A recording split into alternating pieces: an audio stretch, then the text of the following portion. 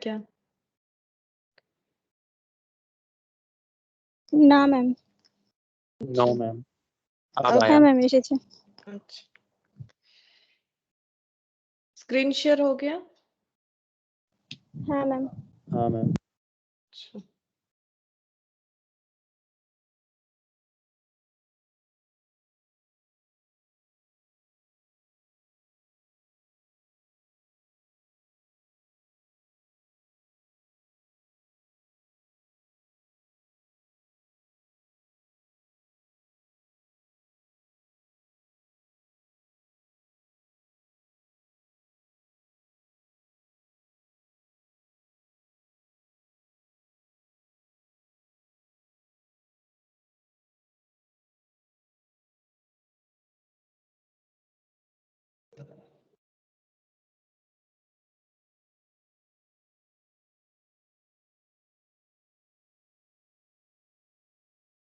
अच्छा, last class में हम लोग कंसाइनमेंट शुरू किए थे, ठीक है? तो उसका मैंने थियोरेटिकल जो भी होता है वो देखो तुम लोगों से डिस्कस कर दिया था। Normal loss, abnormal loss, closing stock कैसे कैलकुलेट करना है जो कंसाइनी के पास रह जाएगा, और नॉन रिकरिंग एक्सपेंस क्या होता है, कौन सा ऐड करना है कौन सा नहीं करना है, क्यों, ये सब मैंने डिस्कस किया था। बट हम लोगों ने क्वेश्चन कोई भी नहीं किया था, ठीक है? तो आज हम लोग क्वेश्चन स्टार्ट करते हैं। देखो, सबसे पहले क्वेश्चन नंबर 11 करेंगे। देखो,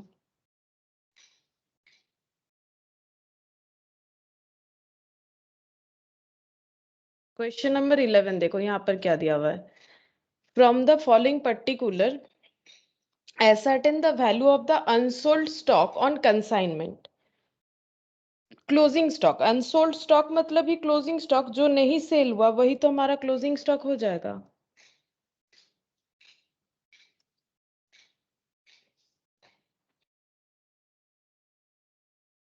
गुड मॉर्निंग शुभो। गुड मॉर्निंग दीदी। गुड मॉर्निंग इनकी। Good morning ma'am. अच्छा, तो क्वेश्चन नंबर 11 से स्टार्ट कर रहे हैं, जस्ट अभी स्टार्ट किया है। देखो, from the following particular ascertain the value of unsold stock on consignment. हमें कंसाइनमेंट का अनसोल्ड स्टॉक यानी क्लोजिंग स्टॉक कैलकुलेट करना है। तो देखो यहाँ पर क्या दिया हुआ है, गुड्स सेंट 1000 kg, कितने का गुड्स भेजा गया था, 20,000 रुपीज का, और गुड्स का जो क्वांटिटी है वो क्या है, 1000 kg। कंसाइनर्स एक्सपेंस, कंसाइनर ने एक्सपेंस किया है गुड्स को कंसाइनी तक पहुंचाने के लिए 4000। Consignee's non recurring expense 3000। अच्छा, उसके बाद गुड्स बिका है 800 किलो जो कि 40,000 में बिका है। Loss due to natural wastage, natural यानी नॉर्मल, जो जिसका तुम लोग को बस एक ही चीज याद रखना है, मैंने रीजन सारा बता भी दिया था। देखो यहाँ पर अगर स्लाइड में देखोगे तो नॉर्मल लॉस, एबनॉर्मल लॉस को मैंने यहाँ पर समझाया भी था। नॉर्मल लॉस एक ऐसा लॉस होता है जो हम लोग कस्टमर से रिकवर कर सकते हैं, सिंपल बात है। और एबनॉर्मल लॉस ये हम लोग कस्टमर से रिकवर नहीं कर सकते। जैसे कि अगर हमारे गोडाउन में आग लग गया, उस वजह से हमारा प्रोडक्ट लॉस हुआ या चोरी हो गया, इस वजह से हम लोग कस्टमर से प्रोडक्ट का प्राइस ज्यादा नहीं कर सकते। 10 रुपए वाला सामान 20 रुपए में बेचेंगे क्योंकि गोडाउन में आग लग गया है, कोई नहीं खरीदेगा। तो एबनॉर्मल लॉस यानी जो नेचुरली नहीं हुआ है, एबनॉर्मल लॉस हम लोग कस्टमर से रिकवर नहीं कर सकते। तो इसके लिए हमारा मैथमेटिकल बोलो या फिर अकाउंटिंग अप्रोच क्या होता है, हमारे यूनिट के साथ साथ वैल्यूएशन भी करना पड़ेगा, ठीक है? रुपीज में भी वैल्यूएशन करना पड़ेगा। लेकिन अगर सिर्फ नॉर्मल लॉस हो, अगर नॉर्मल लॉस है मतलब जो कि गुड्स का इनहेरेंट नेचर है, जैसे मैंने यहाँ पर कुछ एग्जांपल्स भी दिए थे। देखो, इवापोरेशन, जैसे नेफ्थोलिन वगैरह इवापोरेट हो जाता है। पेरिसेबल गुड्स जैसे कि फिश, वेजिटेबल, ये सब हमारे कंट्रोल में नहीं है, ये एक सर्टेन टाइम के बाद तो खराब होना ही है। तो नॉर्मल लॉस जो है ये हम लोग कस्टमर से रिकवर कर सकते हैं। मतलब हम लोग अपना कॉस्टिंग बढ़ा सकते हैं। मैंने ये सारा एग्जांपल से तुम लोग को समझाया था। तो अकाउंटिंग ट्रीटमेंट क्या है, अगर जीस्ट में बोलो तो नॉर्मल लॉस में सिर्फ यूनिट लेस होगा, वैल्यू नहीं होगा। एबनॉर्मल लॉस में unit as well as valuation दोनों ही करना है। ये देखो मैंने जो स्ट्रक्चर लिखवाया था वहां पर भी तुम लोग देख सकते हो। गुड्स लॉस्ट इन ट्रांजिट ये एबनॉर्मल माना था मैंने, दोनों जगह पे यूनिट भी रिड्यूस करो, वैल्यू भी रिड्यूस करो। बट जब नॉर्मल लॉस होगा, ये देखो सिर्फ यूनिट ओनली, यूनिट्स ओनली, मैंने लिख भी दिया था और लॉजिक भी बता दिया था कैसे होता है।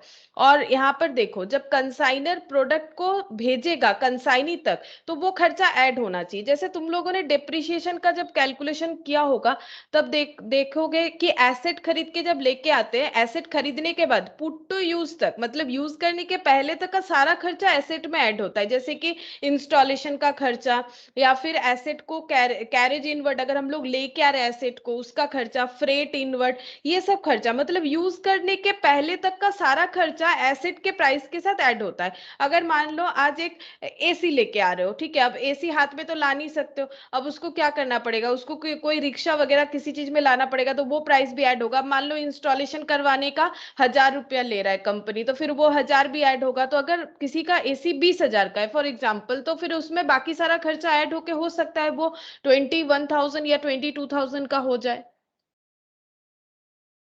अच्छा, उसके बाद देखो तो इसीलिए कंसाइनर का सारा खर्चा ऐड होता है। कंसाइनर बोलेगा मैंने जितना भी गुड्स भेजा है लेकिन उसको कंसाइनी तक पहुंचाने के लिए और भी मैंने खर्चा किया है, इस वजह से मेरा गुड्स का खर्चा बढ़ गया, ठीक है, कॉस्ट बढ़ गया, गुड्स का खर्चा नहीं सॉरी कॉस्ट बढ़ गया।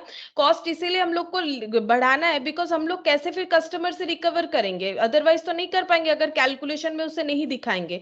तो ऑल एक्सपेंसेस इनकर्ड होता है कंसाइनर का। और कंसाइनी का सिर्फ कौन सा लिया जाता है, नॉन रिकरिंग। और नॉन रिकरिंग मतलब क्या होता है, वो खर्चा जो गुड्स को लोकेशन तक पहुंचाने का मतलब बेसिकली डायरेक्ट एक्सपेंसेस जो होगा वो ऐड होगा, इनडायरेक्ट एक्सपेंसेस ऐड नहीं होगा। लोकेशन तक पहुंचाने का जो भी खर्चा है वो गुड्स में ऐड हो सकता है। वैसे कंसाइनी को तो कंसाइनर रिम्बर्स करेगा ही, चाहे वो नॉन रिकरिंग खर्चा करे चाहे रिकरिंग खर्चा करे। कंसाइनर के लिए कंसाइनी ने जो भी खर्चा किया होगा वो सारा का सारा खर्चा कंसाइनर कंसाइनी को वापस करेगा, रिटर्न करना ही पड़ेगा क्योंकि वो तो उसके लिए कर रहा है, उसके बिहाफ में कर रहा है। लेकिन जब क्लोजिंग स्टॉक कैलकुलेट करना है, जो कि हमें पता है कि हर स्टॉक जो है वो कॉस्ट में वैल्यू होता है, तो कॉस्ट में हमें क्या लेना है क्या नहीं लेना है उसका डिस्कशन हम लोग कर रहे हैं। कॉस्ट में हम लोगों को कंसाइनर का सारा खर्चा लेना है, एबनॉर्मल लॉस होता है तो यूनिट अमाउंट दोनों में वैल्यूएशन करना है, लेकिन कंसाइनी का सिर्फ नॉन रिकरिंग एक्सपेंसेस लेना है और अगर नॉर्मल लॉस होता है तो सिर्फ यूनिट लेस करना है। तो एक बार मैंने फिर से रिकॉल करवा दिया कि हमें करना क्या है वैल्यूएशन ऑफ क्लोजिंग स्टॉक में। अब हम लोग क्वेश्चन नंबर 11 है, आई थिंक देख लेते 11 है या 12 है, 11 है। 11 इसको करेंगे। देखो, from the following particular asset the value of unsold stock, तो यहाँ पर लिखते हैं वैल्यूएशन ऑफ अनसोल्ड स्टॉक।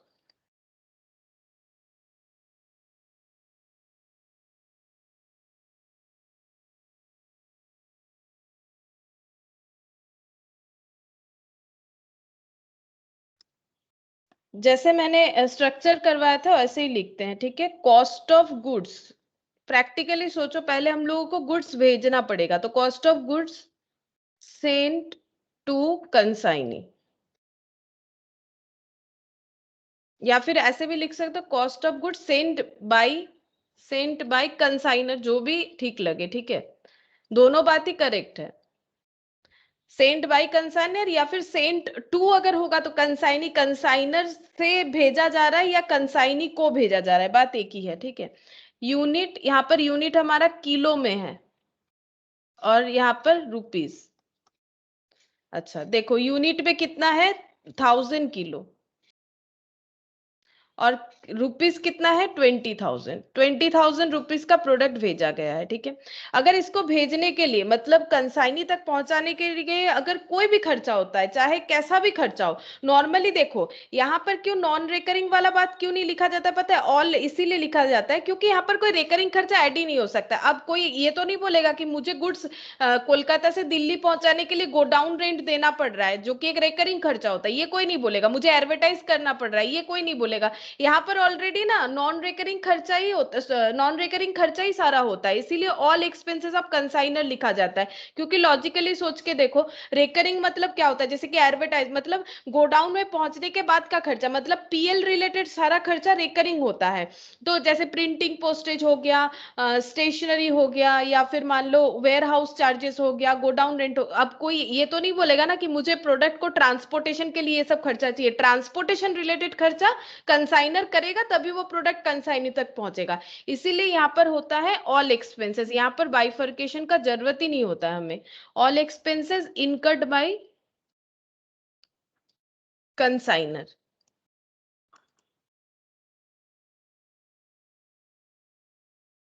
4000। अब देखो अगर हम लोग खर्चा कर रहे हैं तो इससे मेरा यूनिट थोड़ी ना बढ़ेगा। अगर हम एक एसी लाने के लिए 1000 रुपए खर्चा कर रहे हैं या फिर इंस्टॉल करवाने का 1000, तो एक एसी 2 एसी थोड़ी ना हो जाएगा। तो यूनिट में क्यों फर्क पड़ेगा? यूनिट में कोई भी चेंजेस नहीं आएगा। तो जो प्रोडक्ट पहले 1000 किलो का प्राइस 20,000 था, अभी 1000 किलो का 24,000 हो चुका है। तो टोटल कॉस्ट, इसको हम लोग बोलेंगे total cost of goods Saint. मतलब कंसाइनर बोलेगा कि मैंने 1000 किलो भेजा है लेकिन कॉस्ट 20,000 नहीं, कॉस्ट 24,000 है। ये उसे याद रखना पड़ेगा। कंसाइनी के पास पहुंचने के बाद कंसाइनी ने भी कुछ खर्चा किया होगा लेकिन उसका रेकरिंग वाला नहीं लेंगे, नॉन रेकरिंग। यहाँ डायरेक्ट नॉन रेकरिंग बता दिया है तो इसको ऐड करेंगे। इसमें भी जो प्राइस है वो बढ़ जाएगा। खर्चा जैसे ही ज्यादा होगा वैसे ही गुड्स का प्राइस जो है वो बढ़ता जाएगा। Consignees non recurring expense, consignees non recurring expense. तो इसमें भी यूनिट थोड़ी ना बढ़ेगा, मतलब किलो में कोई चेंजेस नहीं होगा। 3000 मतलब देखो 1000 किलो जो प्रोडक्ट था जिसका प्राइस था 20,000, मतलब अगर एक बार ऐसे देखो तो 20 रुपया पर किलो था। डिवाइड करके देख लो, 20 रुपया पर किलो था। जो भी ऐड होते होते खर्चा इसमें ये 27 रुपया पर किलो हो गया है। देखो ना 1000 से डिवाइड करने से पता चलेगा 27 रुपीज पर किलो हो गया है। यहाँ पर लिखेंगे गुड्स रिसीव्ड कॉस्ट, लिख देते कॉस्ट ऑफ गुड्स रिसीव्ड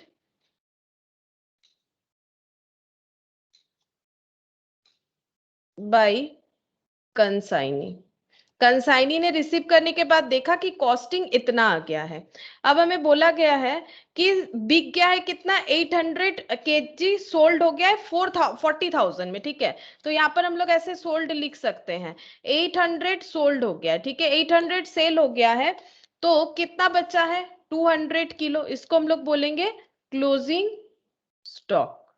ठीक है, क्लोजिंग स्टॉक। यूनिट तो पता चल गया लेकिन हम लोगों को क्या कैलकुलेट करना है? अच्छा, नॉर्मल लॉस भी है, नॉर्मल लॉस भी है, ये तो देखा नहीं। 800 किलो बिक गया है, क्लोजिंग स्टॉक नहीं, पहले नॉर्मल लॉस भी है, वो भी तो माइनस करना पड़ेगा।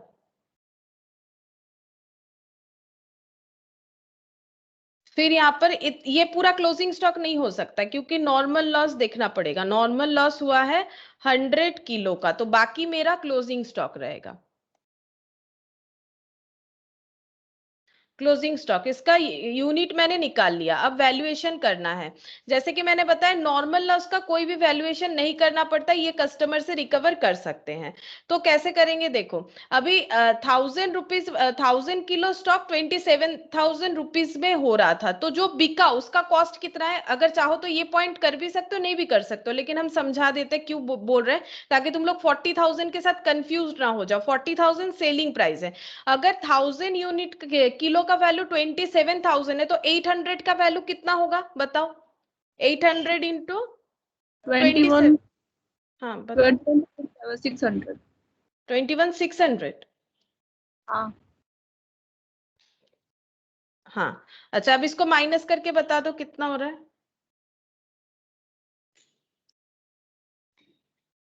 कितना हो रहा है, मैंने ठीक लिखा?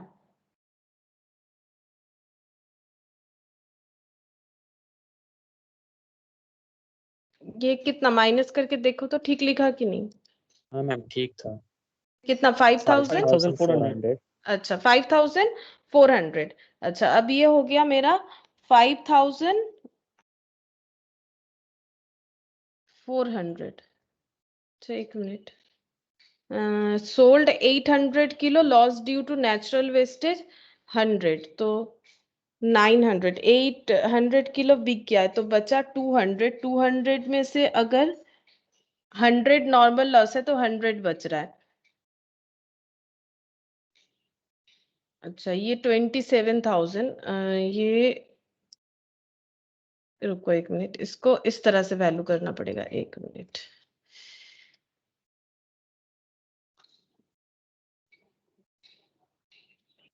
मैम House- नॉर्मल का हाँ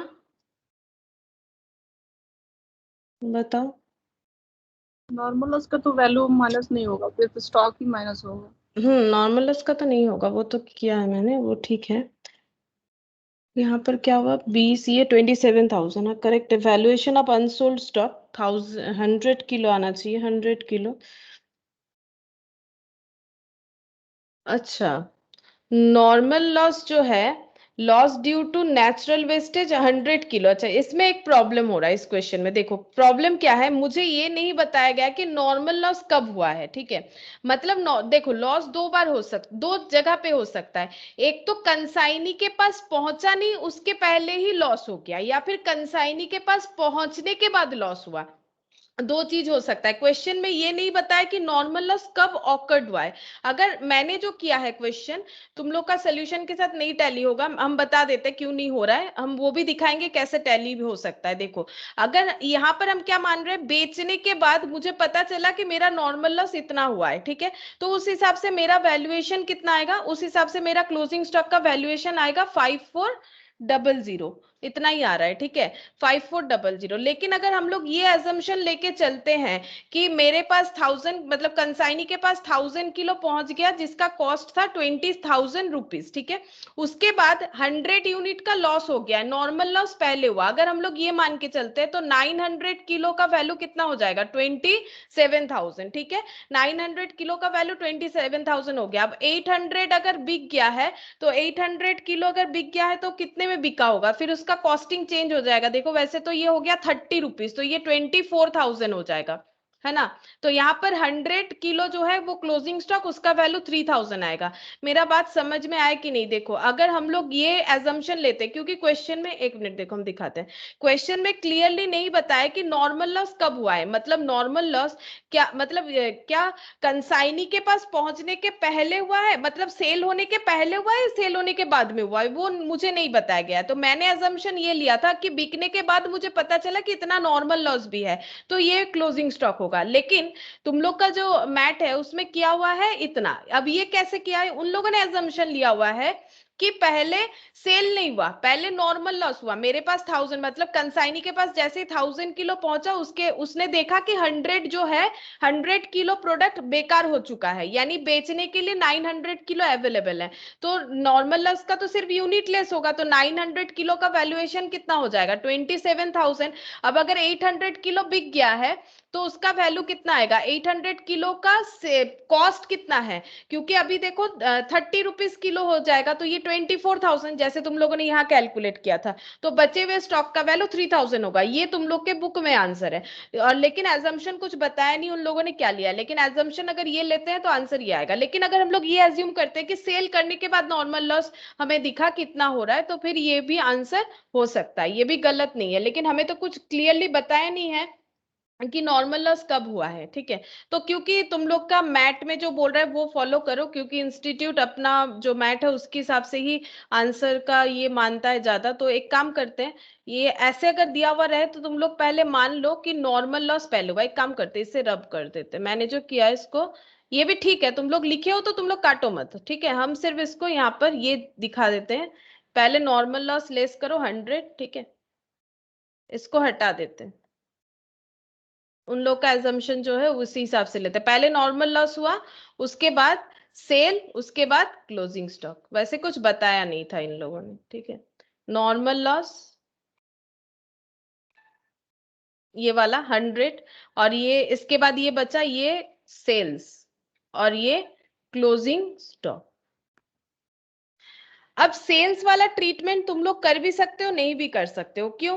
अगर सेल वाला ट्रीटमेंट नहीं करोगे तो तुम लोग को पता है कि 800 किलो बिक गया है, तो 900 से 800 माइनस कर दो, 100 आ जाएगा। तो इसी बेसिस पे डायरेक्टली ये वाला पॉइंट को स्किप करके भी तुम लोग डायरेक्टली ये निकाल सकते हो। अब ये मैंने क्यों बताया, देखो ये 40,000 अगर कभी भी तुम लोग सेल में लिख दोगे यहाँ पर तो गलत हो जाएगा। इसका मतलब है कि 24,000 वाला जो कॉस्ट वाला प्रोडक्ट था वो 40,000 में सेल हुआ है। तो ये सेलिंग प्राइस नहीं है, ये कॉस्ट प्राइस है, और यहाँ जो दिया हुआ है ये सेलिंग प्राइस है, ठीक है। तो क्योंकि ये सेलिंग प्राइस है, अच्छा एक मिनट रुको, तो मेरे लैपटॉप में चार्ज नहीं हो रहा है।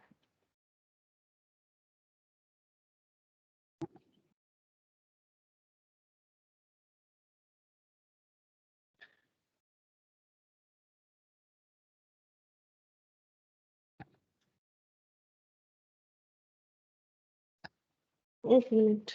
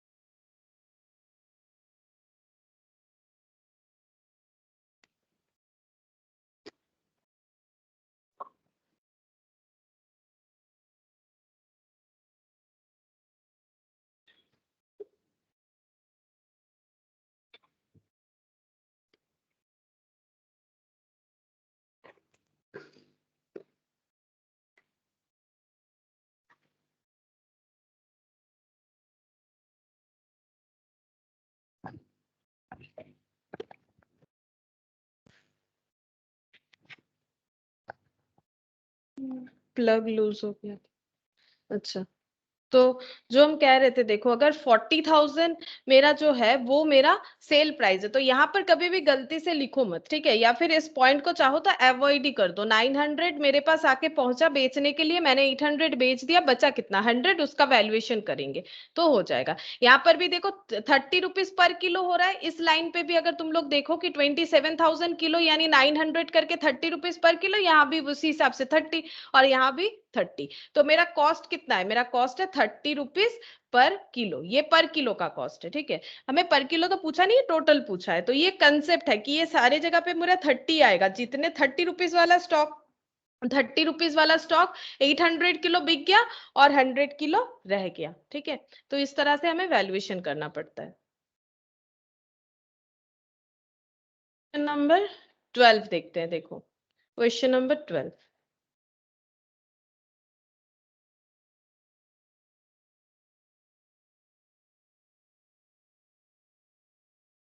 देखो यहाँ पर क्या बोला है, 5,000 shirts were consigned by Raizada and company of Delhi to Jing of Tokyo at a cost of 375 each, ठीक है। तो 5,000 शर्ट्स जो है वो रायजादा एंड कंपनी जो है वो भेज रही है कहाँ, टोक्यो, ठीक है, टोक्यो में भेज रही है eight a cost of 375 each, मतलब एक एक शर्ट का कॉस्ट है 375। Raizada and company paid freight 50,000, insurance 7,500। ये कौन है, कंसाइनर है। यहाँ पर रायजादा एंड कंपनी कंसाइनर है, जो कि फ्रेट का खर्चा दे रही है 50,000, इंश्योरेंस का 7,500। ये कौन सा इंश्योरेंस है पता है, ये प्रोडक्ट पे इंश्योरेंस नहीं है, ये गुड्स इन ट्रांजिट वाला इंश्योरेंस होता है, कि रास्ते में अगर जाते हुए कुछ भी प्रॉब्लम हो तो उसका हमें क्लेम मिल जाए, ये वो वाला इंश्योरेंस है। During the transit 500 shirts were totally damaged by fire. ये देखो आग लग गया, यानी एबनॉर्मल लॉस है कि नॉर्मल लॉस है, बताओ। डैमेज्ड बाय फायर है तो नॉर्मल लॉस है कि एबनॉर्मल, ये तुम लोग को समझना पड़ेगा। Abnormal abnormal, abnormal. Abnormal. 500 shirts abnormal loss में चल गया। इसका मतलब क्या हुआ, 500 शर्ट वो बेच नहीं सकता है। 5,000 में 500 पहले ही हमें लेस कर देना है और वहां पर हमें वैल्यूएशन भी करना है। जिंग took delivery of the remaining, जैसे यहाँ पर साफ साफ बता दिया, यानी लॉस कब हुआ है, इन ट्रांजिट, क्योंकि उसके बाद जिंग ने डिलीवरी लिया। Jing took delivery of the remaining shirts, बचे हुए शर्ट का, यानी रास्ते में जल गया है। इस तरह से हमें पता करना पड़ेगा कि कब लॉस हो रहा है। तो यहाँ फिर भी क्लियरली बताया, जिससे पता चल रहा है कि लॉस कंसाइनी के पास पहुंचने के पहले ही हुआ है।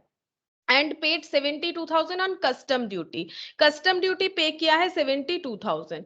जिंग had sent a bank draft to Raizada and company for 2,50,000 as advance payment. ये क्या होता है, देखो एक्चुअली क्या है कि Raizada and company obviously consignor है, और जो जिंग ऑफ टोक्यो वो कंसाइनी है, वो एजेंट है। लेकिन अगर बिजनेस करना है तो एजेंट को भी ना कुछ पेमेंट वगैरह करना पड़ेगा। क्यों करना पड़ेगा, अब रायजादा एंड कंपनी अपना 5,000 शर्ट भेज रही है 375 करके, मतलब करीब करीब 18,75,000 का प्रोडक्ट वो भेज रही है, किसके भरोसे, जिंग ऑफ टोक्यो के भरोसे, ठीक है। तो जिंग अगर वो पूरा प्रोडक्ट लेके कहीं भाग जाए तो इसका तो पूरा लॉस है।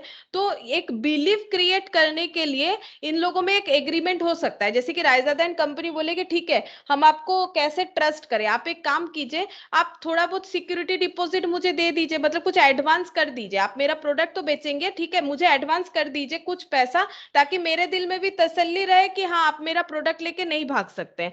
तो ये देखो ये बोल रहा है नहीं हम तो ऑनेस्ट इंसान है, ऐसा कोई बात नहीं, आप एक काम कीजिए 2,50,000 रख लीजिए। तो ये क्या किया, जिंक जो है उसने 2,50,000 एडवांस दे रखा है रायजादा एंड कंपनी को। अब इसका एडजस्टमेंट कैसे होगा, जब Raizada and company account sales भेजेगा कि मैंने इतना इतना प्रोडक्ट बेच दिया है आपके तरफ से, तो रायजादा एंड कंपनी को बोलेगा कि मैंने तो आपको पहले 2.5 लाख दे रखा है, तो बाकी अमाउंट हम आपको भेज रहे हैं। मतलब इसमें कैसे होता है कि जो जिंग है उसने 2,50,000 रायजादा एंड कंपनी को दे दिया, और जब रायजादा एंड कंपनी का सेल करने के बाद जो पैसा आएगा ना, उसमें वो पहले 2,50,000 अपना रख लेगा, उसके बाद का पेमेंट वो करेगा। तो एडवांस इस तरह से एडजस्ट हो जाता है। 4,000 shirts were sold by him at 500 each, और उसने 4,000 शर्ट्स बेचे हैं और 500 करके बेच दिए एक शर्ट। 375 वाला शर्ट 500 में बिक गया। Expenses by Jing on godown rent and advertisement etcetera amounted to 10,000। Godown और एडवर्टाइजमेंट मिला के जिंग ने 10,000 का खर्चा किया है for Raizada and company. He is entitled to a commission of 5%। तो कमीशन भी लास्ट दिन हम लोगों ने पढ़ा था, दो तरह का होता है, ऑर्डिनरी, स्पेशल। स्पेशल में दो तरह का होता है, डेल क्रेडियर एंड ओवरराइडिंग, ठीक है। तो यहाँ कुछ नहीं बोला है, यानी ऑर्डिनरी कमीशन। ऑर्डिनरी कमीशन हमेशा टोटल सेल्स वैल्यू पे मिलता है। One of the customer to whom the goods were sold on credit could not pay the cost of 25 shirt. अच्छा, एक कस्टमर है जो 25 शर्ट खरीदा था लेकिन उसने पे नहीं किया, तो ये बैड डेप्ट हुआ। अगर कुड नॉट पे ना, मतलब कंफर्म हो गया है कि पे कर ही नहीं सकता है, तो बैड डेप्ट हो गया। अब बताओ ये बैड डेप्ट किसका हुआ, रायजादा एंड कंपनी का या जिंक का, मतलब कंसाइनर का या कंसाइनी का, किसका हुआ है ये बैड डेप्ट? कंसाइनर का। कंसाइनर का।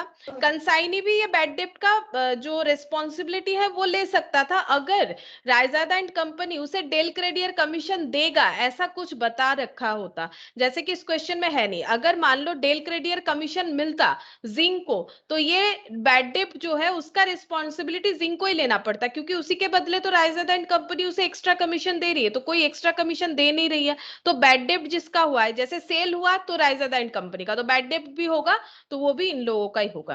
Prepare the consignment account and the accounts of Zing in the books of Raizada and company. Zing settled his accounts immediately. Nothing has recovered from the insurer for damaged goods. तो insurance तो करवा रखा था लेकिन insurer से कुछ भी नहीं मिला, क्लेम कुछ नहीं कर पाया। जो प्रोडक्ट डिस्ट्रॉय हो गया था ना फायर में, उसका कोई भी यहाँ पर डैमेज क्लेम इन लोगों को नहीं मिला, वो बताया जा रहा है। और हमें कंसाइनमेंट अकाउंट करने बोला है, जिंग अकाउंट। तो कंसाइनमेंट अकाउंट कौन बनाएगा बताओ? Raizada and company. वैसे भी यहाँ बता रखा है, देखो इन the books of Raizada and company, और पूरा लॉजिक है। बिकॉज कंसाइनमेंट अकाउंट बना के हमें क्या मिलेगा, कंसाइनमेंट अकाउंट एक नॉमिनल अकाउंट की तरह काम होगा, जहां पर एक्सपेंसेस होगा और लॉस होगा तो डेबिट होगा, और इनकम और गेन होगा तो वो क्रेडिट होगा। Just like combination of trading and PL, ठीक है, उस तरह से हमें करना है। तो ये कौन बनाएगा, किसका बिजनेस है, रायजादा एंड कंपनी का। प्रॉफिट हुआ तो उसका, लॉस हुआ तो उसका, इसीलिए रायजादा एंड कंपनी के बुक्स में कंसाइनमेंट अकाउंट ओपन होता है। और जिंक कौन है, जिंक जो है वो एजेंट है रायजादा एंड कंपनी का। तो एजेंट से कितना पैसा ले रखा है, एजेंट को कितना पैसा देना है, ये सब कैलकुलेशन के लिए ये लोग अपने बुक्स में जिंक का भी एक अकाउंट बना लेगा, ठीक है। तो हम लोग यहाँ पर दो अकाउंट ओपन करेंगे, जैसे कहा है हम लोगों को, कंसाइनमेंट और जिंक। तो यहाँ पर लिखते हैं इन the books of Raizada and company,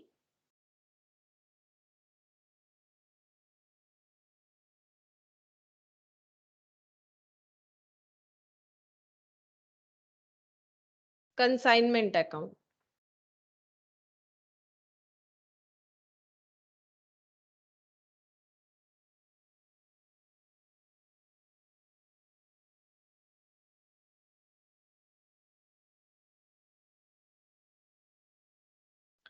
देखो हम लोग लाइन बाय लाइन करेंगे। पहले 5,000 शर्ट्स जो है वो भेजा गया है 375 करके। तो बताओ, अगर हम लोग कंसाइनमेंट का बिजनेस कर रहे हैं, मतलब कंसाइनमेंट के थ्रू बिजनेस कर रहे हैं, और हम लोग 5,000 शर्ट्स जो है वो भेज रहे हैं कंसाइनी को, तो हमारे कंसाइनमेंट में खर्चा है कि इनकम है, मतलब बिजनेस प्रोसेस में इनकम है, एक्सपेंस है, लॉस है, क्या है बताओ, या फिर गेन है, क्या है? प्रोडक्ट भेजने के लिए क्या करना पड़ा, शर्ट्स खरीद के भेजना पड़ा है। तो बताओ ये शर्ट्स खरीद के जो हम लोग सेंड कर रहे हैं कंसाइनी को, क्या ये एक्सपेंस होता है या इनकम हो रहा है या गेन हो रहा है या फिर लॉस हो रहा है, बताओ? एक्सपेंस। एक्सपेंस। एक्सपेंस है। तो एक्सपेंस होगा तो अभी मैंने बताया ये एक नॉमिनल अकाउंट है, तो ऑल एक्सपेंसेस एंड क्या बोलते हैं उसे, लॉस आर डेबिटेड, तो कंसाइनमेंट अकाउंट डेबिट। टू क्या लिखेंगे, consignment debit to goods sent on consignment. Language हो जाएगा ये, कंसाइनमेंट डेबिट हो रहा है, क्यों हो रहा है, क्योंकि हम लोग गुड्स भेज रहे हैं, to goods sent on consignment. 5000 into 375,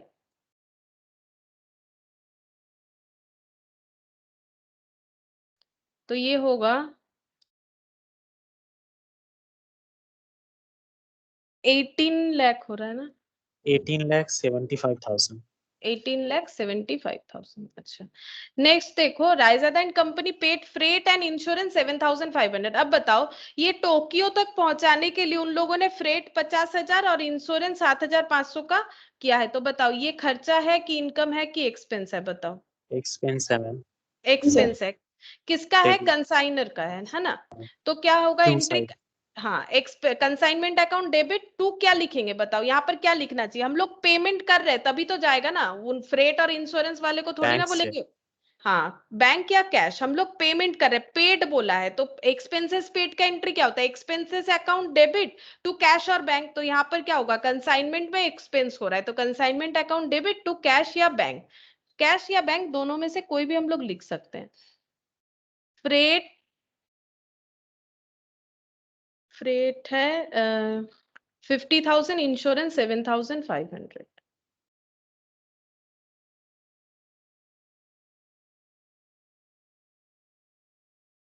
तो टोटल 57,500। अच्छा, नेक्स्ट ट्रांजैक्शन देखो क्या होगा, during the transit 500 shirts were totally damaged by fire, ठीक है, तो 500 शर्ट्स जो है वो डैमेज हो गया है बाय फायर। तो बताओ हम लोगों ने फाइनल अकाउंट्स भी किया कुछ दिन पहले ही, इस क्लास के पहले फाइनल अकाउंट्स ही चल रहा था, तो बताओ अगर मेरा स्टॉक डैमेज हो जाता है उसको कैसे हमें शो करना चाहिए और क्यों करना चाहिए, बताओ कैसे शो करना चाहिए। अगर मेरा स्टॉक डैमेज होता है तो वो क्या होगा, क्योंकि नॉर्मल हम बाई ट्रेडिंग में, साइड में क्लोजिंग स्टॉक से ऐड हो जाएगा।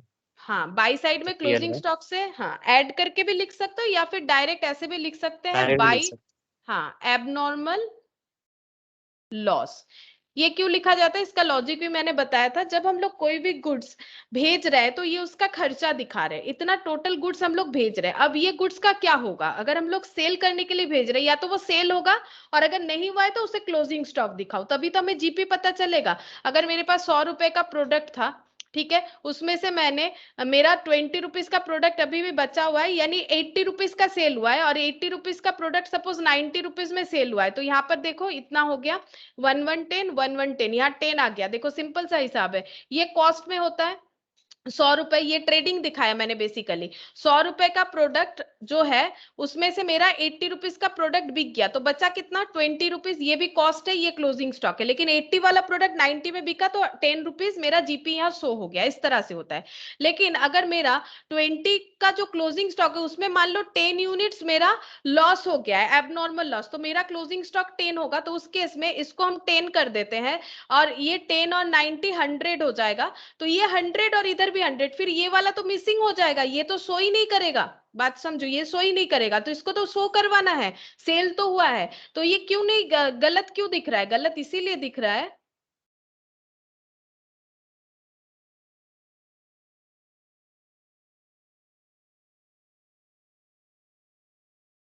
देखो गलत इसीलिए दिख रहा है क्योंकि हम लोगों ने अपने स्टॉक में 100 रुपीज का स्टॉक था, 80 रुपीज का सेल किया है हम लोगों ने 90 में, वो तो रिकॉर्ड किया, ठीक है, 20 का क्लोजिंग स्टॉक में 10 रुपए का स्टॉक जल गया, वो कहाँ दिखाया हम लोगों ने, वो दिखाएंगे तब ना जाके यहाँ 10 रुपीज दिखेगा। ये मैंने फाइनल अकाउंट्स में भी तुम लोग को लॉजिक बताया था, फिर से एक बार मैंने लॉजिक बता दिया क्यों हम लोग एबनॉर्मल लॉस को इस तरह से लिखते हैं, ठीक है। अब यहाँ पर एबनॉर्मल लॉस को हमें देखना पड़ेगा कि उसका वैल्यूएशन कितना है, क्योंकि फाइनल अकाउंट्स में तो हमें डायरेक्ट दिया हुआ रहता है तो हम लोग लिख लेते हैं, यहाँ तो नहीं दिया हुआ है, तो हम लोग को वैल्यूएशन करना पड़ेगा कि एबनॉर्मल लॉस कितना होगा, तो यहाँ एक बार इसको ब्लैंक रखते हैं, और यहाँ पर देखो कितना हुआ है 500 शर्ट का वैल्यूएशन करना पड़ेगा। उसके बाद zinc took delivery of the remaining shirt, बाकी बचे हुए शर्ट का डिलीवरी ले लिया, and paid 72,000 on custom duty, custom duty कौन पे किया है, जिंक, लेकिन बताओ क्या ये कस्टम ड्यूटी उसे पे करना चाहिए था? नहीं, क्योंकि उसका बिजनेस थोड़ी ना है, वो तो कमीशन लेगा और जो भी खर्चा होगा उसका लिस्ट बना के कंसाइनर को भेज देगा कि देखो मैंने आपके लिए ये सब खर्चा किया, आप मुझे पेमेंट कर दो। तो 72,000 एक्चुअली किसका खर्चा है और कौन पे कर रहा है? बताओ खर्चा किसका है? रायजादा का खर्चा है, जिंक पे कर रहा है। हाँ, रायजादा का खर्चा है, जिंक पे कर रहा है। तो रायजादा अपने अकाउंट्स में क्या बोलेगा कि मुझे जिंक को ये पैसा देना पड़ेगा। तो किसी को अगर पैसा देना पड़ता है तो वो हमारा क्रेडिटर होता है, तो क्रेडिटर बना लिया। ये देखो कंसाइनमेंट अकाउंट में खर्चा हुआ, कंसाइनमेंट अकाउंट डेबिट। अगर खुद पे करता तो टू कैश लिखता, खुद पे नहीं कर पाया, जिंक ने पे कर दिया, लेकिन जिंक को तो रिम्बर्स करना पड़ेगा, तो जिंक को रिम्बर्स करेंगे तो उसे क्रेडिटर बना रहे। यहाँ पर हो जाएगा कस्टम ड्यूटी 72,000, कस्टम ड्यूटी 72,000। अच्छा, उसके बाद यहाँ पर Zing had sent a bank draft to Raizada and company for 2,50,000 as advance. बताओ इसका एंट्री क्या होना चाहिए? मतलब ये क्या ट्रांजैक्शन है कि जिंग ने रायजादा एंड कंपनी को अपने तरफ से एक एडवांस दे रखा है 2,50,000। तो बताओ हम लोग किसका बुक मेंटेन कर रहे हैं? Raizada and company. Raizada and company को अगर 2,50,000 मिला है तो वो अपने बुक्स में कैसे एंट्री करेगा? उसको पैसा आ रहा है तो क्या होगा? By cash Zing. Account debit to cash account debit by cash, हाँ, Zing. To Zing Zing. Correct, cash to account Zing. Debit. हाँ, कैश अकाउंट डेबिट होगा क्योंकि पैसा आ रहा है, लेकिन ये पैसा तो कुछ सेल करके नहीं आ रहा है, तो कैश टू सेल लिख सकते थे कि, या फिर रेंट का तो नहीं आ रहा है कि कैश टू रेंट लिखते। ये पैसा आ रहा है लेकिन एज अ लाइबिलिटी आ रहा है। रायजादा एंड कंपनी को बाद में दे, सॉरी जिंक को बाद में दे देना है, तो टू जिंक हो जाएगा। तो यहाँ पर क्या एंट्री होगा? हम कंसाइनमेंट अकाउंट में एंट्री होगा, क्योंकि तुम लोग तो एंट्री बता रहे हो कैश टू जिंक, मैंने जेड लिखा है, तो क्या इसमें एंट्री होना चाहिए? मतलब नो। पोस्ट होगा? नहीं होगा ना, पोस्ट तो अकाउंट के हिसाब से होता है। मेरा ना तो ये कैश अकाउंट है ना तो मेरा ये जिंग अकाउंट है, तो यहाँ पर तो एंट्री नहीं होगा। जहां पर जिंग अकाउंट बनाएंगे मतलब मैम वहां उसके उसके हाँ बोल। अकाउंट में होगा इसका मतलब, वही हाँ, ना। जिंग, जिंग के अकाउंट में होगा। जब जिंग अकाउंट इधर बनाएंगे कंसाइनी का तब होगा। अभी देखो ना, यहाँ पर जिंग अकाउंट लिख लेते हैं, वैसे बनाने तो बोला ही है। ये देखो जिंग अकाउंट बोला है ना हमें, दो अकाउंट बनाओ, कंसाइनमेंट और कंसाइनी। तो यहाँ पर जिंग अकाउंट में लिख लेते हैं बाई कैश या बैंक एडवांस 2,50,000 एडवांस। ये हो गया।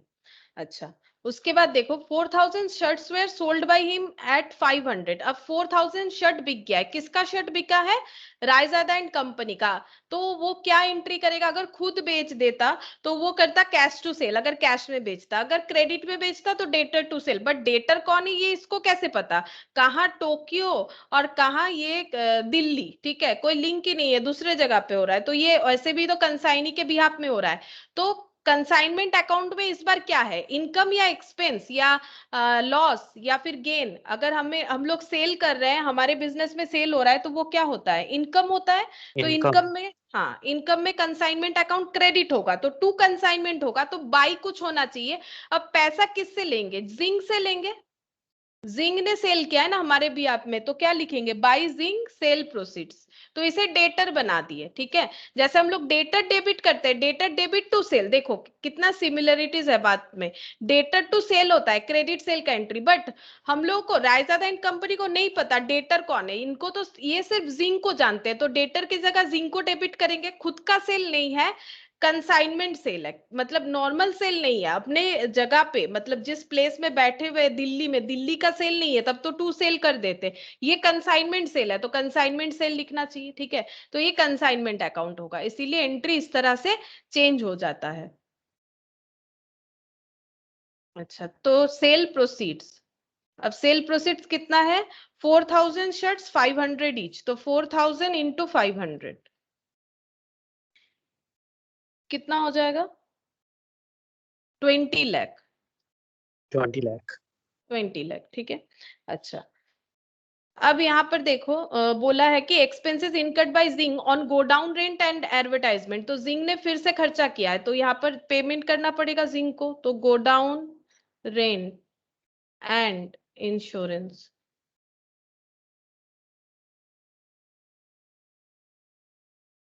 10,000. Oh, advertisement.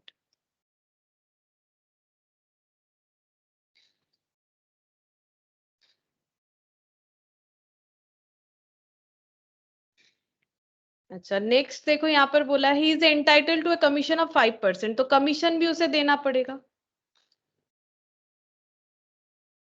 5% on sale, cell कितने का हुआ है? 20 लाख, 20 लाख का 5%, 20 लाख एल लिख दिया मैंने, 5% कितना होता है? 1 लाख होता है। 1 lakh. 1 लाख हो गया। अच्छा, उसके बाद one of the customer to whom the goods were sold on credit could not pay the cost of 25 shirt, तो 25 शर्ट का कॉस्ट पे नहीं कर पाया, तो बताओ कितना बैड डेप्ट होगा? 25 शर्ट का पैसा नहीं मिलेगा। कितना पैसा नहीं मिलेगा? एक एक शर्ट कितने में बिका था? 12,500.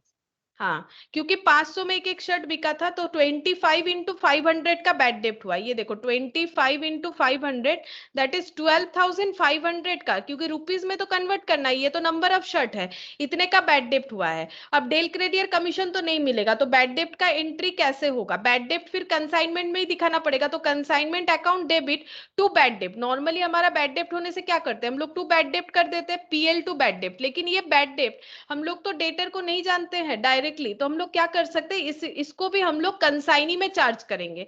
कंसाइनी में चार्ज का मतलब ये है कि ये हमें नहीं मिलेगा, ये वाला। या तो टू बैड डेप्ट लिख सकते हो डायरेक्ट, ऐसे भी चलेगा, टू बैड डेप्ट, या फिर ऐसे लिख सकते हैं to consignment debtor, to consignment debtor. Debtor मेरा रिड्यूस हो गया, ऐसे हाइफन देके बैड डेप्ट 12,500, 25 इंटू 500 करके 12,500, ये एक ऑप्शन होता है, ऐसे लिख सकते हैं। या फिर जिंग में जहां कमीशन लिखा है उसके नीचे भी हम लोग हाइफन देके ऐसे बैड डेप्ट लिख सकते हैं, या फिर ऐसे लिख सकते हैं टू कंसाइनमेंट डेटर बैड डेप्ट बोल के 12,500 का। अच्छा, उसके बाद और क्या है? और तो कुछ नहीं है, हम लोगों को सिर्फ वैल्यूएशन करना है क्लोजिंग स्टॉक का और एबनॉर्मल लॉस का। Bye closing stock lying with consign, तो इसका वर्किंग नोट करना पड़ेगा। वर्किंग नोट 1, एक वर्किंग नोट में ही काम हो जाएगा। यहाँ भी लिख देते हैं वर्किंग नोट नंबर 1।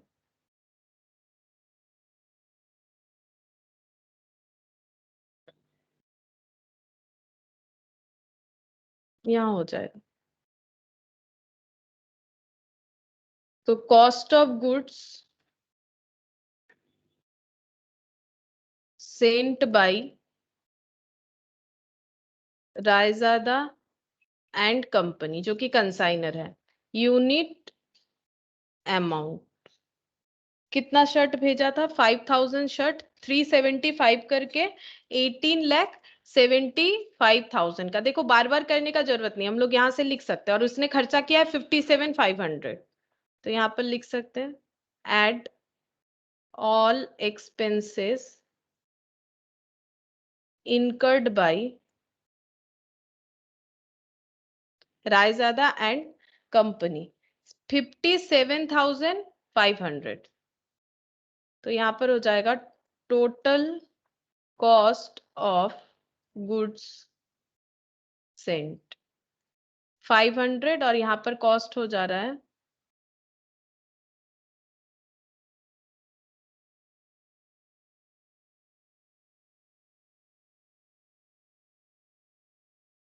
कितना हो रहा है, देखो तो टोटल करने पे 19 लाख। 19,32,500. हाँ, 19,32,500। अब यहाँ पर बोला था कि उसके बाद डैमेज हो गया है रास्ते में, तो यहाँ पर लिखेंगे गुड्स लॉस्ट इन ट्रांजिट, क्योंकि उसके बाद पहुंचा है टोक्यो, तो गुड्स लॉस्ट इन ट्रांजिट। क्योंकि ये एबनॉर्मल लॉस है, तो दोनों जगह वैल्यूएशन करना है, यूनिट और एज वेल एज अमाउंट में।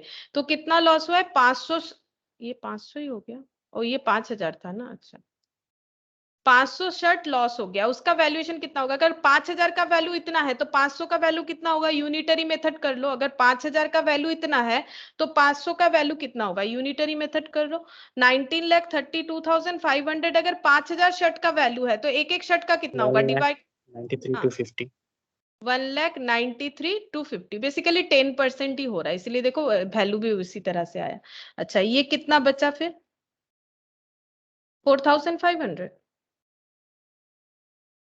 और ये कितना हो रहा है ये माइनस करने पे?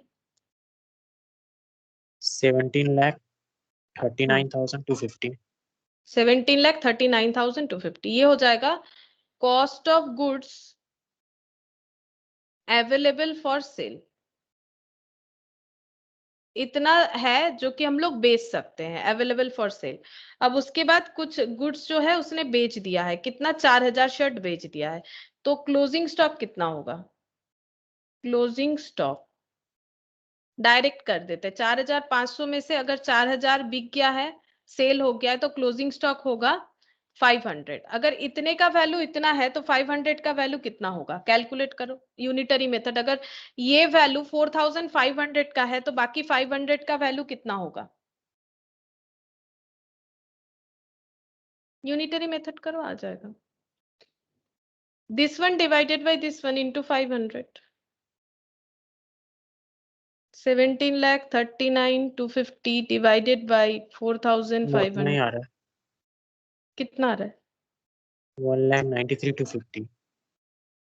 1,93,250। अच्छा, नहीं कितना सारा सेल हुआ था? 4,000 शर्ट। हाँ 4,000, ठीक है। तो ये मैंने माइनस ठीक किया है, 5,000 से 500 माइनस होने से कितना होता है? ठीक है, तो 4,500। हाँ 4,500। अच्छा उसके बाद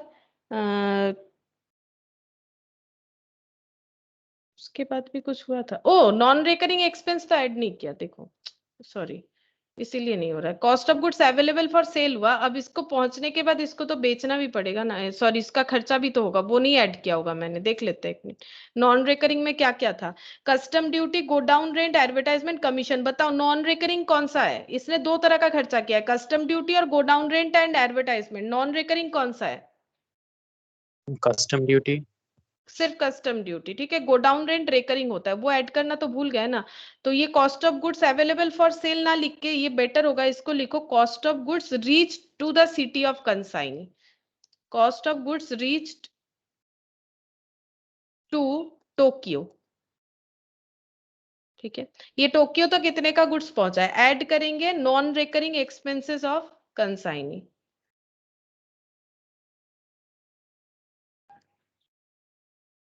एक्सपेंसेस ऑफ जिंक लिख देते हैं, ठीक है। अच्छा जिंक का जो नॉन रिकरिंग एक्सपेंस है वो है 72,000 आई थिंक, देखो 70, हाँ 72,000। अब ये ऐड करने के बाद वो बेचना स्टार्ट करेगा, पहले प्रोडक्ट का वैल्यूएशन तो सही करना पड़ेगा ना, ये दोनों ऐड करने के बाद बोलेगा कि हाँ इतना कॉस्ट हो रहा है, cost of goods available for cell. अब बताओ थोड़ा ऐड करके कितना आ रहा है? वो मैंने स्किप कर दिया था गलती से यहाँ पर, तो ये कितना हो जाएगा? 250। 18,11,250। 18,11,250 इतना ये बेच सकता है, और इसमें से 4,000 बेच दिया, तो क्लोजिंग स्टॉक 500 का कैलकुलेट करना पड़ेगा। तो यहाँ पर लिखते हैं क्लोजिंग स्टॉक 4,500 माइनस 500, तो ये हो जाएगा 500 का करना पड़ेगा। वैल्यूएशन यूनिटरी मेथड से करो, अगर इतना 4,500 का वैल्यू अगर 18,11,250 है तो 500 का कितना होगा? यूनिटरी मेथड से कर दो। 18,11,250 अगर 4,500 का वैल्यू है तो हमें 500 का वैल्यू निकालना पड़ेगा। यहाँ पर 9 बताओ। लाख 9 लाख 90,139। आ रहा है 2,01,250 आ रहा है। ये क्लोजिंग ठीक आ स्टॉक रहा है। দিদি 4,500 মাইনাস 4,000 হবে 500 লিখেছেন। ओ अच्छा, हाँ 4,500 माइनस 4,000 है, ठीक। ये वाला हाँ, इसको थोड़ा हाँ ठीक उतना ही है। आ रहा है, 2,20,000। हाँ हाँ ये उतना ही आएगा, अब चेंज होगा ना वो, तब मैंने वो नहीं दिया था। अच्छा 2,01,000 ये हो गया, तो ये के यूनिट और ये हो गया अमाउंट। तो यहाँ पर 201250 ये क्लोजिंग स्टॉक का वैल्यू 201250 यहाँ पर लिख देते हैं 201250, 201250। और ये एबनॉर्मल लॉस भी वैल्यूएशन हो गया, ये रहा 193250, 1,93,250, 1,93,250। अब इसका पूरा टोटल करो, टोटल करके देखो कितना आ रहा है इधर, मतलब प्रॉफिट लॉस क्या आ रहा है वो चेक करना पड़ेगा। एक बार टोटल करके बताना पड़ेगा मुझे। 20 लाख है और ये 1,93,250, यानी 21,93,250 प्लस ये करके बता दो कितना हो रहा है।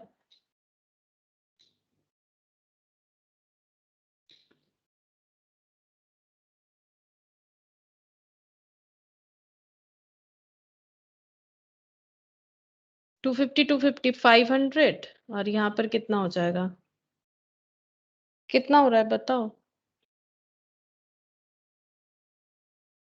23,94,500. अच्छा 23,94,500 और इसका माइनस करके बताना पड़ेगा। प्रॉफिट या है लॉस है, देखो प्रॉफिट ही हो रहा है, इधर ज्यादा है। 23,94,500 यहाँ पर लिखना पड़ेगा। यहाँ पर थोड़ा सा मुझे जगह चाहिए। टू प्रॉफिट और loss, profit on consignment 2,67,500. 2,67,500 to profit on consignment, ये आ गया। ठीक है। अच्छा अब हम लोग को क्या करना है, यहाँ पर क्रॉस पोस्टिंग कर देना है। देखो इस अकाउंट का मतलब है, जिंक कौन है, जिंक उसका क्रेडिटर यानी एजेंट है। ठीक है, एजेंट की तरह हो गया जिसको हम लोग क्रेडिटर की तरह एंट्री करते हैं, क्रेडिटर मान के।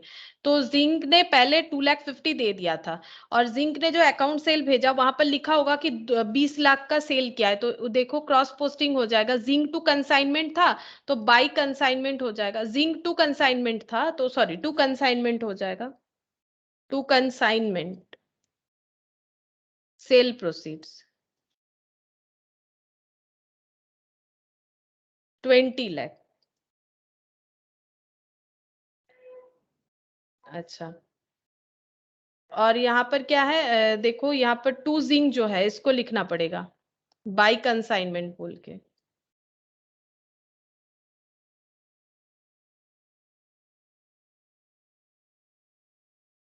बाई कंसाइनमेंट बोल के यहाँ पर आ जाएगा commission, custom duty, advertisement and commission. अच्छा कस्टम ड्यूटी पहले लिखते हैं, custom duty 72,000, go down rent 10,000,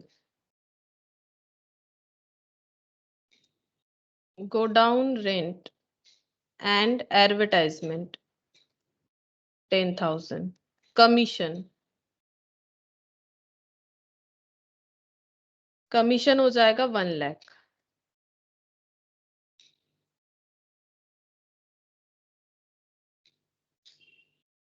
अच्छा यहाँ पर एक चीज देखो, मैंने यहाँ लिखा है ना टू कंसाइनमेंट डेटर बैड डेप्ट बोल के।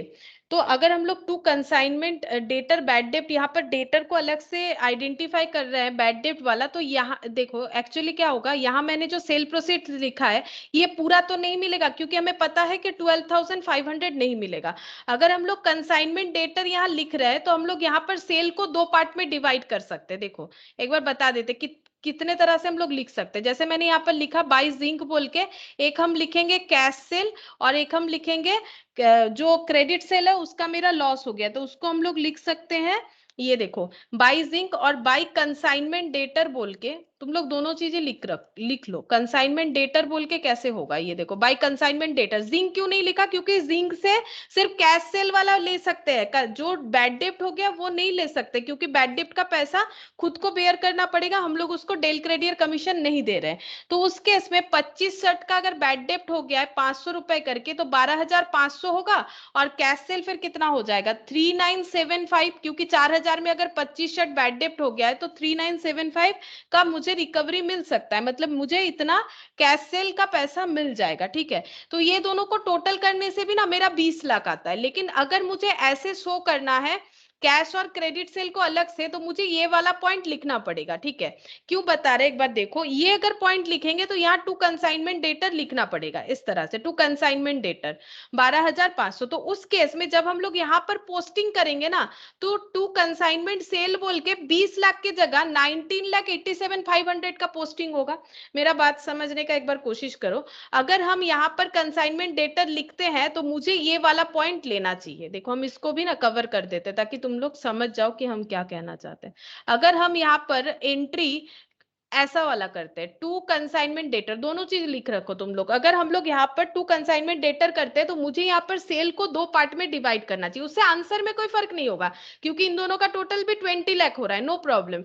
यहाँ पर बाकी कोई भी चेंजेस तुम लोग को नहीं करना है। अगर हम लोग ये फॉलो करते हैं, ये वाला पॉइंट जो कि मैंने पहले किया था इसलिए बोल रहे हैं, ये पॉइंट फॉलो कर रहे हैं तो मुझे इसको दो पार्ट में डिवाइड करके लिखना है, एक कैश सेल वाला जिसका पैसा मिलेगा और एक जो है जो पैसा नहीं मिलेगा। इससे क्या होगा, जब हम यहाँ पोस्ट करेंगे तो 19,87,500 करेंगे। ये देखो यहाँ पर भी लिख के दिखाते हैं, 19,87,500 यहाँ पर हो जाएगा टू कंसाइनमेंट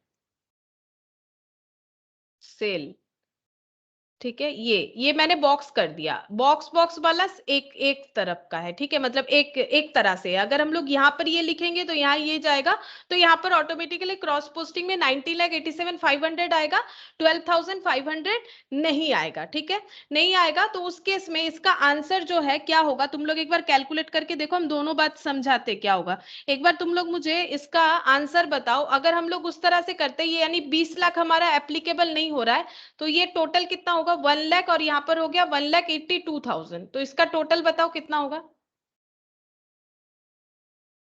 इधर ज्यादा हो रहा है 19,87,500, मतलब हम ये कहना चाह रहे हैं, एक बार ये बॉक्स वाला आइटम मान लो इधर है, ये वाला नहीं है, तो 19,87,500 और यहाँ पर ये माइनस करके मुझे बताओ कितना होगा, बैलेंस कितना आएगा। 19,87,500 बताओ बैलेंस कितना आएगा। 15,55,500।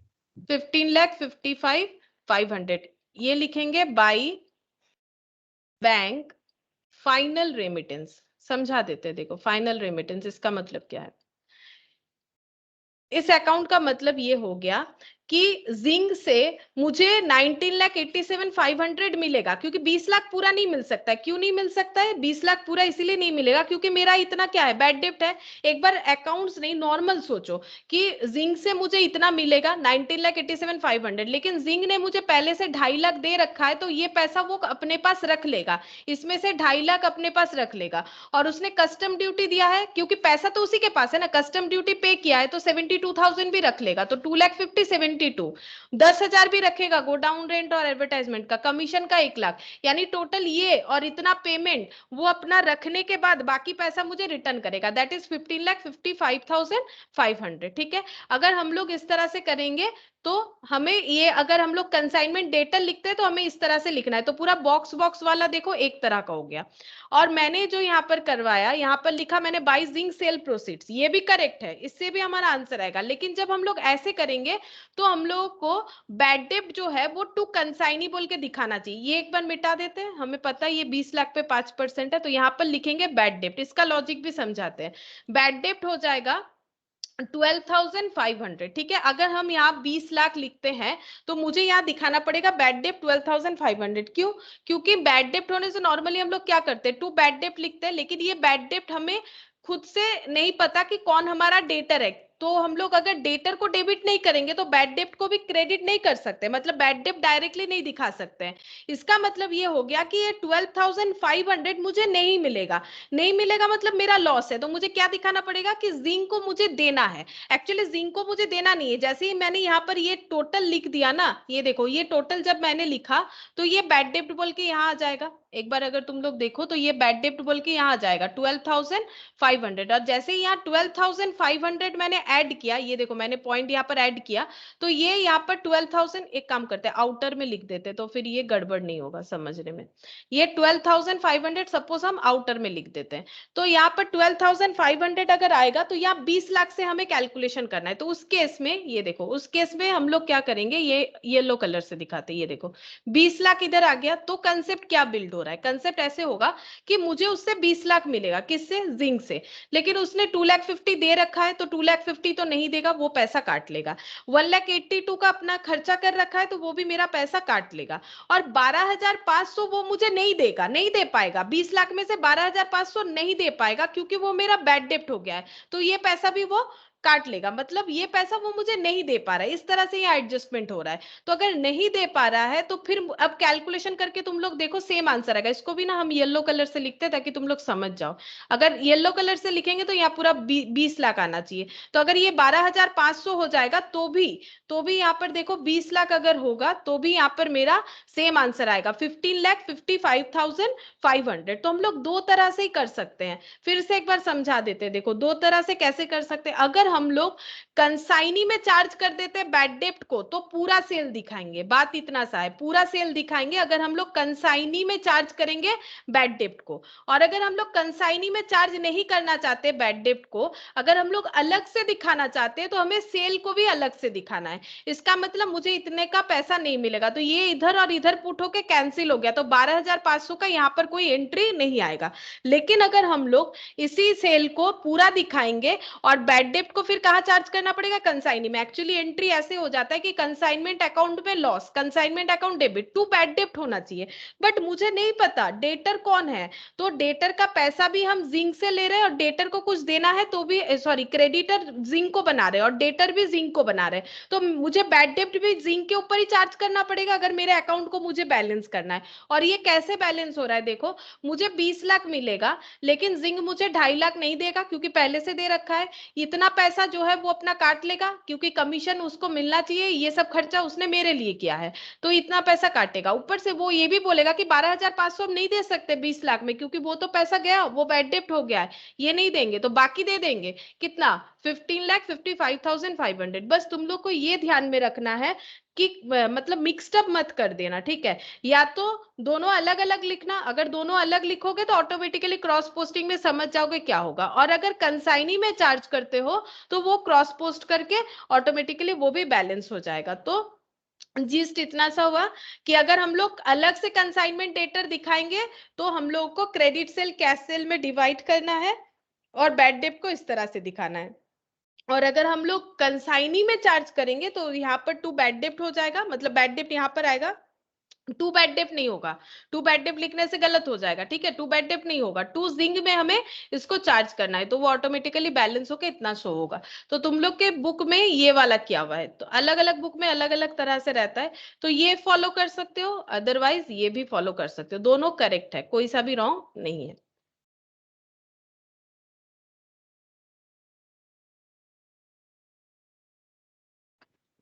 अच्छा, ये हुआ question number 12।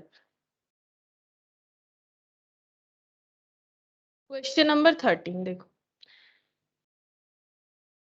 Lubrizols Limited of Mumbai consigned 1,000 barrels of lubricant oil costing 800 per barrel to Central Oil Company of Kolkata। तो मुंबई से कोलकाता आ रहा है, तो मुंबई वाले कंसाइनर है, कोलकाता वाले कंसाइनी है। 1,000 बैरल्स भेजा जा रहा है, 800 कॉस्ट है। On 1/1/2013, Lubrizol Limited paid 50,000 as freight, यानी कंसाइनर का खर्चा एंड इंश्योरेंस। 25 बैरल्स वेयर, अच्छा ये freight and insurance 50,000। 25 barrels were destroyed on 7/1/2013, मतलब 7 दिन बाद। इन ट्रांजिट मतलब पहुंचने के पहले डिस्ट्रॉय हुआ है। अब डिस्ट्रॉय बोल रहा है तो बताओ एबनॉर्मल लॉस है कि नॉर्मल लॉस है? डिस्ट्रॉय कब यूज करते हैं, नॉर्मल लॉस है कि एबनॉर्मल लॉस है? Abnormal loss. एबनॉर्मल लॉस होना चाहिए। देख लेते हैं नीचे क्या बोला है, नीचे लेकिन यहाँ देखो बोल रखा है 25 barrels of oils were loss due to leakage which is considered to be normal. तो ठीक है, क्वेश्चन अगर मुझे बता रहा है कि नॉर्मल लॉस कंसिडर करो तो नॉर्मल लॉस करेंगे, जैसे बोल देगा। अच्छा, the insurance claim was settled at 15,000 and was paid directly to consignor. Insurance claim मिल गया है कंसाइनर को, वो पे कर दिया directly. Central Oil took delivery of the consignment on 19/1/2013। अच्छा, डिलीवरी मिला है 19 तारीख को, मतलब 1 तारीख से लेकर 19 तारीख तक ट्रांजिट चल रहा था। And accepted a bill drawn upon them by Lubrizol limited. जैसे एडवांस पे कर सकता है ना, वैसे बिल्स भी ड्रॉ हो सकता है। अगर बिल्स ड्रॉ कर रहा है तो उसमें बिल एक्सेप्ट करना पड़ेगा, क्योंकि बिल्स ऑफ एक्सचेंज का रूल्स क्या होता है, एक पार्टी बिल ड्रॉ करता है, दूसरा पार्टी उसे एक्सेप्ट करता है by signing the bill and return to the drawer. Drawer को रिटर्न कर दिया जाता है उस बिल को, ठीक है। तो ये देखो बिल ड्रॉ किया है, किसने किया है, किसको सिक्योरिटी डिपॉजिट चाहिए, जो कंसाइनर होता है, इसलिए कंसाइनर ने बिल ड्रॉ किया, वहां पर लिखा हुआ है कि इतना पैसा मुझे देना पड़ेगा कितने दिन बाद। ये देखो 5 लाख का बिल ड्रॉ हुआ है फॉर 3 मंथ्स, यानी 3 महीने बाद ये पैसा देना पड़ेगा। किसको, कोलकाता सेंट्रल ऑयल कंपनी को मुंबई लुब्रिजोल लिमिटेड में पे करना पड़ेगा। On 31st of March 2013, Central Oil reported as follow. Central Oil मतलब जो कोलकाता में बैठी कंसाइनी है, ठीक है, कोलकाता में जो कंसाइनी है उसने अपना जो है वो डेटा भेज दिया है। क्या भेजा उसमें, 750 बैरल बिक गया है 1200 करके, एक्सपेंसेस ऐसे दिया हुआ है कि उसने क्या क्या एक्सपेंस किया है। तो कंसाइनी ने clearing charges, godown rent, wages, printing, stationery, advertisement, ये सब खर्चा किया है। और ये तो मैंने पहले ही तुम लोग को रीड कर दिया, 25 बैरल को नॉर्मल लॉस मानने बोला है, जो कि डिस्ट्रॉय हुआ था। Central Oil company is entitled to a commission of 5% on all the sales affected by them. जितना भी सेल होगा 5% कमीशन मिलेगा। Central Oil Company paid the amount due to in respect of the consignment on 31st March itself. और इन लोगों ने अपना जो पैसा है वो रिटर्न कर दिया है, मतलब जो रेमिटेड होता है ना, अपना पैसा जो भी है वो काटने के बाद, जैसे कि एडवांस किया है या फिर बिल्स रिसीवेबल का पैसा है तो वो, उसके बाद मान लो कमीशन का पैसा, गोडाउन रेंट, ये सब पैसा मिलने के बाद बाकी पैसा वो 31st तक रिटर्न कर दिया है। So the consignment account, the account of Central Oil and the loss in transit account as they appeared in the books of Lubrizol limited. यानी हम लोग को कंसाइनर के बुक्स में 3 अकाउंट बनाना है, कंसाइनमेंट, कंसाइनी और loss in transit. Question number 13 है, in the books of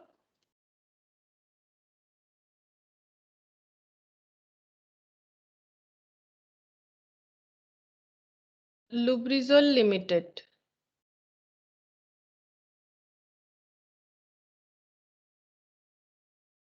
consignment account.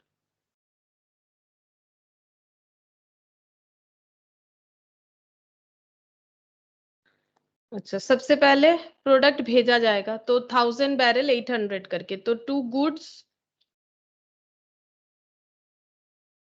Saint on consignment 1000 eight the rate of 800, तो ये कितना हो जाएगा, 8 लाख। अच्छा, उसके बाद इन लोगों ने खर्चा किया है 50,000 एज फ्रेट एंड इंश्योरेंस, तो ये consignment account debit to cash या बैंक हो जाएगा, फ्रेट एंड इंश्योरेंस।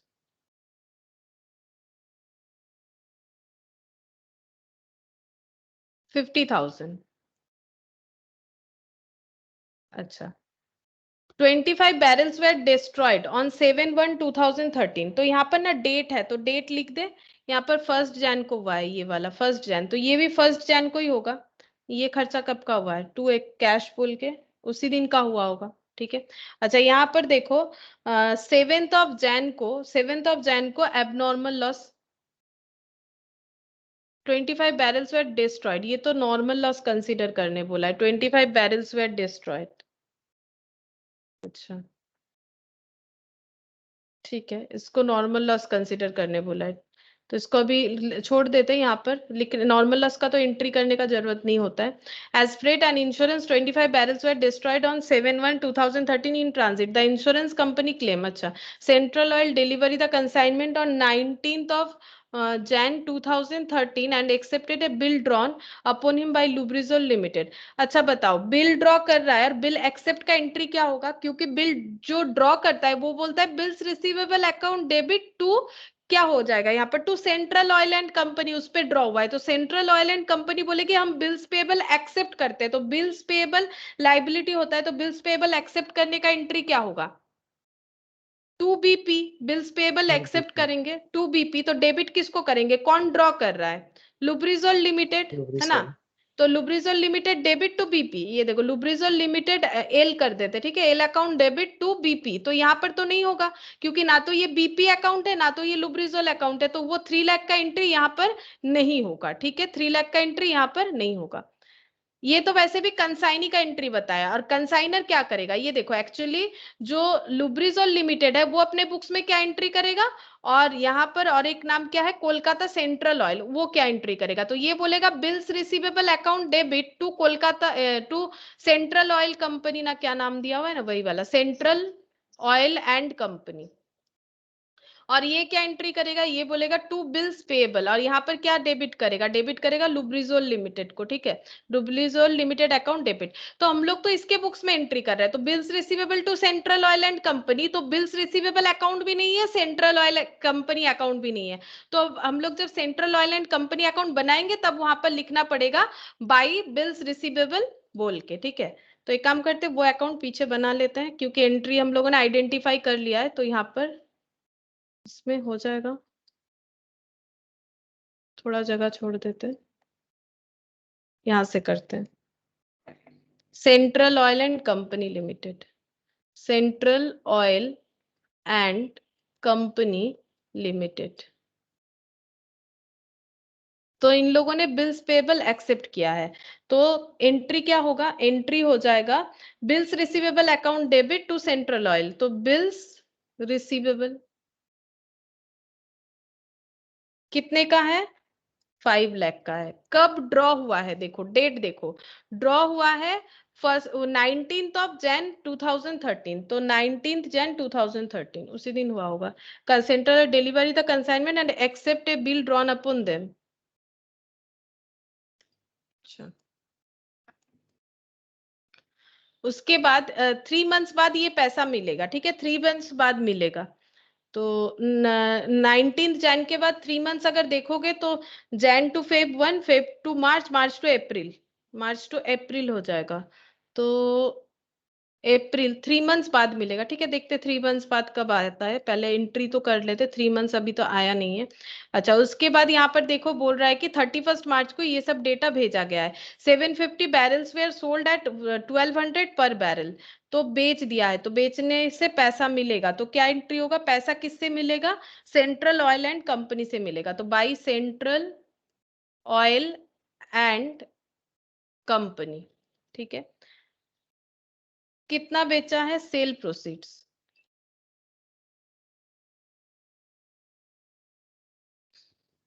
750 1200 करके, तो ये कितना आएगा, 9 लाख, 9 लाख का सेल करवा दिया। अदर एक्सपेंसेस में क्या क्या किया है, clearing charges, godown rent, wages, printing and advertisement, ये सब खर्चा देना पड़ेगा to Central Oil and company, इसने किया है उसके बिहाफ में। तो पहले फ्रेट, फ्रेट का खर्चा लिखते हैं, फ्रेट हो जाएगा 11,250, godown rent 10,000,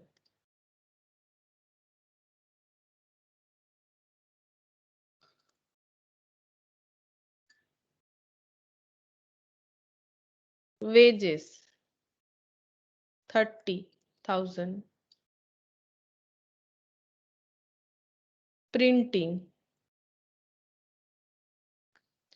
printing and printing stationery advertisement 20,000, printing stationery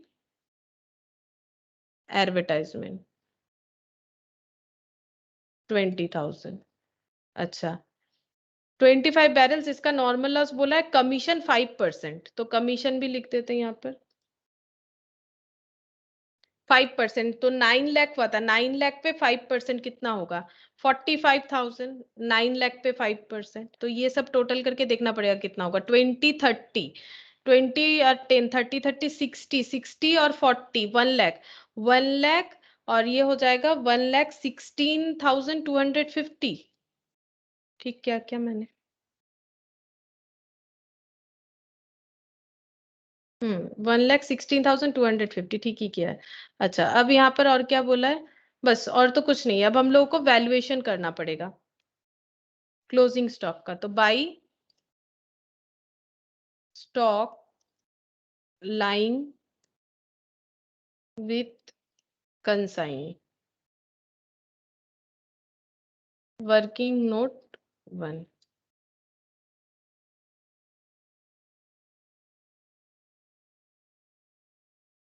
cost of goods sent by consignor.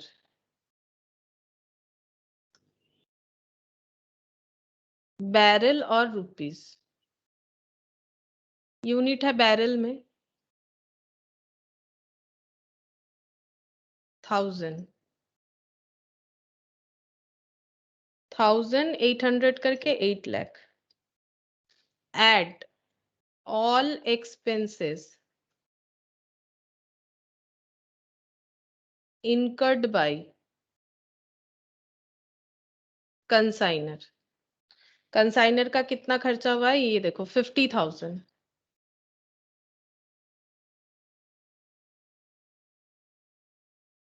$8,50,000. ठीक है, 8,50,000 हो गया. अच्छा, उसके बाद हम लोग को क्या करना पड़ेगा, यहाँ पर लॉस इन ट्रांजिट वो दिखाना पड़ेगा. Loss in transit 25 barrels. ओ अच्छा, यहाँ पर देखो, यहाँ पर एक पॉइंट देखना है. यहाँ पर 25 बैरल्स वे डिस्ट्रॉयड बोला है ना, उसके बाद यहाँ पर जो 25 बैरल्स बोला ये दोनों एक नहीं है. सॉरी, मैंने ये एक ही सोचा था, ये दोनों एक नहीं है. यहाँ पर बोला है देखो 25 बैरल्स वे डिस्ट्रॉयड. डिस्ट्रॉयड मतलब तो एबनॉर्मल लॉस होता है, तो लॉस इन ट्रांजिट 25 बैरल. उसके बाद यहाँ पर जो बोला है ना 25 barrels of oil were lost due to leakage, उसके बाद यहाँ पर पहुंचने के बाद हुआ है, ये इन ट्रांजिट में हुआ है. ये 25 लिखा हुआ है इसीलिए हम कंफ्यूज हो गए. 25 ये जो है, ये 25 बैरल्स वे डिस्ट्रॉयड, ये 7 तारीख को हुआ है और ये उसके बाद हुआ है. तो ये बाकी 25 बैरल का जो लॉस है वो नॉर्मल लॉस है, और 25 बैरल का पहले जो लॉस है वो एबनॉर्मल. इसके साथ इसका कोई लिंक नहीं है, ये दोनों अलग अलग है. और वैसे ही बोला डिस्ट्रॉयड, वही मुझे लग रहा था. डिस्ट्रॉयड अगर है तो वो तो एबनॉर्मल लॉस है, तो एबनॉर्मल लॉस का वैल्यूएशन होना चाहिए. तो दो बार हमें लॉस दिखाना पड़ेगा, एक बार नॉर्मल और एक बार एबनॉर्मल. तो ये एबनॉर्मल है, ठीक है, वो अलग है, वो उसके साथ जुड़ा हुआ नहीं है. मुझे लगा कि वो 25 वही वाला है. तो loss in transit abnormal loss 25 barrel का, तो उसका वैल्यूएशन करो. अगर 1000 का 8,50,000 है तो 25 बैरल का कितना होगा, 3 जीरो यहाँ से 850 करके हो रहा है ना, तो एक एक तो कितना वैल्यू होगा 850 इंटू 25 कितना होगा, 850 इंटू 21,250. 21,250. तो यहाँ पर कितना बचा बैरल के हिसाब से 975. हाँ, और ये वाला 8,28,750. 8,28,750. ठीक है, ये क्या हो गया, ये होगा cost of goods reached to the city of consignee. Consignee के पास जब प्रोडक्ट पहुंचा तो उसका कॉस्ट इतना था. अब उसने अपना खर्चा किया होगा, तो ऐड करेंगे non recurring expenses. Non recurring expenses of consignee. अच्छा, तो बताओ नॉन रिकरिंग एक्सपेंसेस में कौन कौन सा है, यहाँ पर देख के बता सकते हैं. Clearing charges, godown rent, wages, printing and stationery, कौन सा है. गोडाउन तक लेके जाने का खर्चा कौन सा है, गोडाउन के पहले तक का, अप टू लोकेशन तक का Clearing खर्चा. charges. सिर्फ क्लियरिंग चार्जेस आएगा 11,250. तो कितना हो जाएगा 8,40,000 आ रहा है. हाँ, 8,40,000 आएगा. तो ये हो गया cost of goods available for cell. इतना वो सेल कर सकता है, लेकिन इसमें से कितना सेल किया है 25 तो नॉर्मल लॉस हो गया है, और सेल कर दिया है. सेल का डेटा कहाँ लिखा हुआ था 750 बैरल. ठीक है, तो क्लोजिंग स्टॉक में कितना रहेगा, तो closing stock 975 available for cell था, उसमें से सेल हो गया है 750 और नॉर्मल लॉस हो गया है 25. ठीक है, तो कितना हो जाएगा, ये 25 पहले लेस करते हैं तो ये हो जाएगा 950 और 750 कितना हो जाएगा 200. 200 आ रहा है क्लोजिंग स्टॉक, ये क्लोजिंग स्टॉक हो गया। 975 में से 750 सेल, ये सेल हो गया है। ये नॉर्मल लॉस है, नॉर्मल लॉस का तो सिर्फ यूनिट लेस होता है, वैल्यूएशन तो करने का जरूरत नहीं होता है। तो 200 क्लोजिंग स्टॉक होगा। अगर इतना वैल्यू 975 बैरल का है तो 200 बैरल का वैल्यू कितना होगा, ये वैल्यूएशन करना पड़ेगा। तो यूनिटरी मेथड करके देखो कितना होगा। 8,40,000 डिवाइडेड बाई 975 इंटू 200।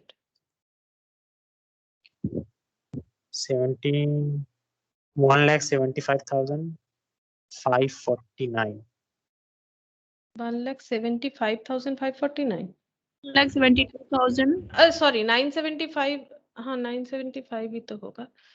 अच्छा रुको एक मिनट, एक मिनट, हाँ 950 হবে।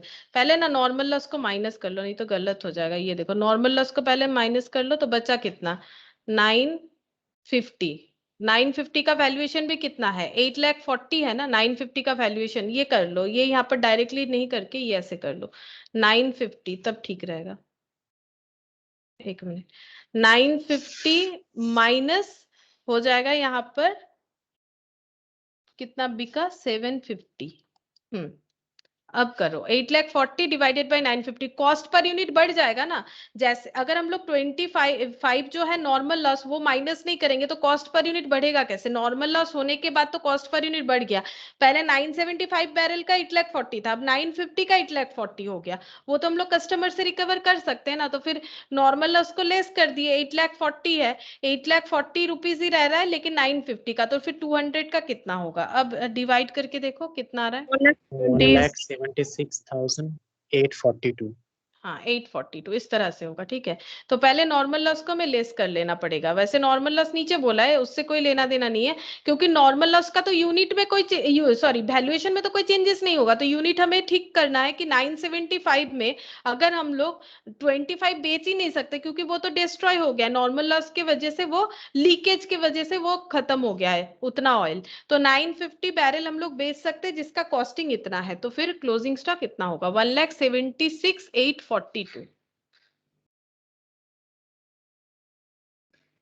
1,76,842।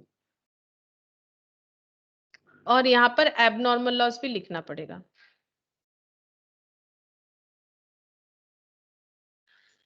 अच्छा अब इस बार ना कुछ क्लेम शायद मिला था, देखो क्लेम मिला था, क्लेम देखते हैं। क्लेम मिला डायरेक्टली, कहाँ पर तो था लिखा हुआ था, क्लेम वाज सेटल्ड एट 15,000। देखो कितना लॉस हुआ है और 15,000 का क्लेम हमें मिला है। ये देखो यहाँ पर लॉस हुआ है 21,250 का। ये देखो इसका कैसे ट्रीटमेंट होता है। 21,250 का लॉस हुआ है, उसमें से 15,000 हमें क्लेम मिल गया है। 15,000 क्लेम। तो बताओ एक्चुअल लॉस कितना हुआ है, माइनस करके बता सकते हो। बताओ एक्चुअल लॉस कितना हुआ है। 6,250। हाँ ये हो रहा है एक्चुअल लॉस। इतना क्लेम मिला है। एबनॉर्मल लॉस पे क्लेम मिलता है, नॉर्मल लॉस पे कभी नहीं मिलता। ये जो लॉस हुआ है इस पे ये क्लेम मिला है। इसका एंट्री कैसे होना चाहिए, इसका एंट्री होगा इस तरह से, बाई एबनॉर्मल लॉस, वो तो हो रहा है कंसाइनमेंट अकाउंट में।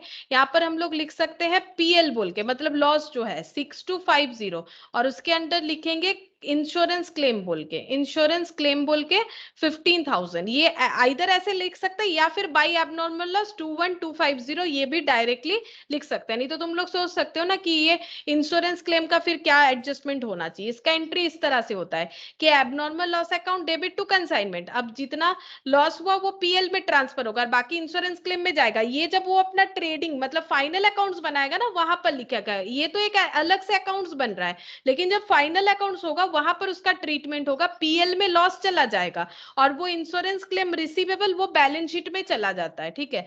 तो तुम लोग चाहो तो बाई एबनॉर्मल लॉस यहाँ पर डायरेक्टली लिख सकते हो 21,250, ये लिख सकते हो, या फिर इसमें ऐसे दो पार्ट कर सकते हो, एक पीएल और एक इंश्योरेंस क्लेम, ठीक है। ये कर सकते हो। इंश्योरेंस क्लेम 15,000 और पीएल में चला जा रहा है हमारा 6250, ठीक है 6250। ये देखो 6250 ये। लेकिन बाई पीएल और बाई इंश्योरेंस क्लेम ऐसे लिखोगे तो वो गलत लॉजिक होता है, ठीक है। इसके अंडर ऐसे लिख सकते कि इस पैसे का दो पार्ट होने वाला है इस तरह से, या फिर डायरेक्ट बाई एबनॉर्मल लॉस 21,250 बस। और तो इसमें कुछ नहीं था। ठीक है, अब इसका टोटल करके देखो प्रॉफिट या लॉस हो रहा है 21,250, 9 लाख, और ये कितना होता है टोटल देखो।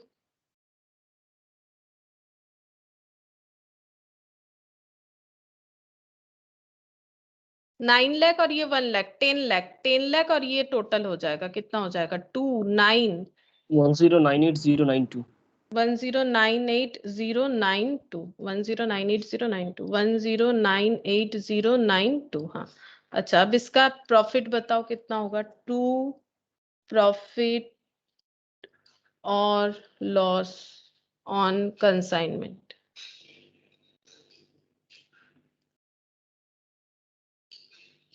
माइनस करके बताना पड़ेगा। 8,50,000, 8 लाख और 9,66,000 टू 1,31,842 842, ये हो गया।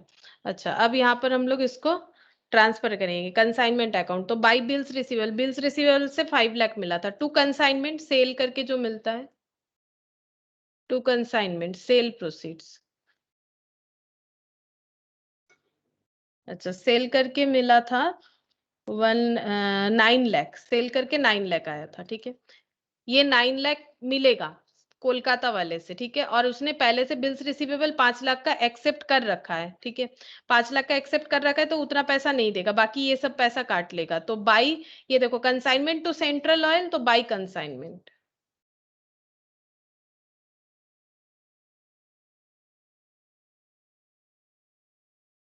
बाई कंसाइनमेंट यहां पर हो जाएगा freight, godown rent, wages, printing, stationery and advertisement, और कमीशन।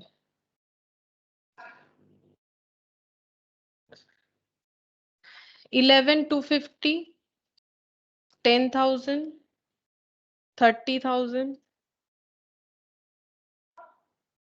20,000 और 45,000। अच्छा, और तो कुछ नहीं होगा। तो ये 9 लाख मिलना चाहिए था, लेकिन उसमें से कितना नहीं मिलेगा, जितने का बिल्स रिसीवेबल ड्रॉ हो चुका है 5 लाख। अच्छा, 9 लाख में से 5 लाख चला गया, बचा 4 लाख, 4 लाख और ये माइनस हो जाएगा। बाकी ये कितना हो रहा था टोटल 116250, 4 लाख माइनस 116250, 116250। 283750 283750। ठीक है, तो ये हो जाएगा हमारा फाइनल रेमिटेंस। ये रेमिट कर देगा वो by bank, final remittance.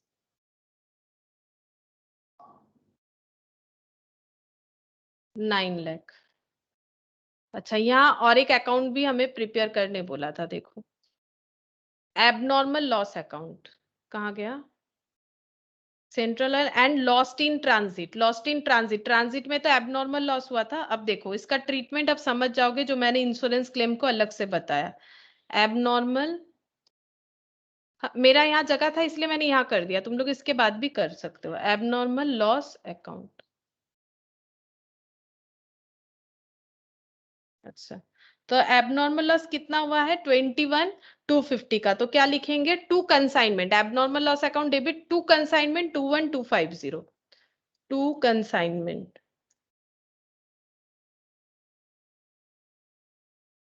To 1,250। ठीक है, अच्छा, अब इसमें से इंश्योरेंस कंपनी से जो पैसा मिल रहा है उसको हम लोग लिखेंगे बाई बैंक, बैंक अकाउंट। ठीक है, बाई बैंक अकाउंट लिखेंगे। अगर रिसीवेबल होता है तो वो ड्यू एंट्री किया जाता है बाई इंश्योरेंस कंपनी बोल के।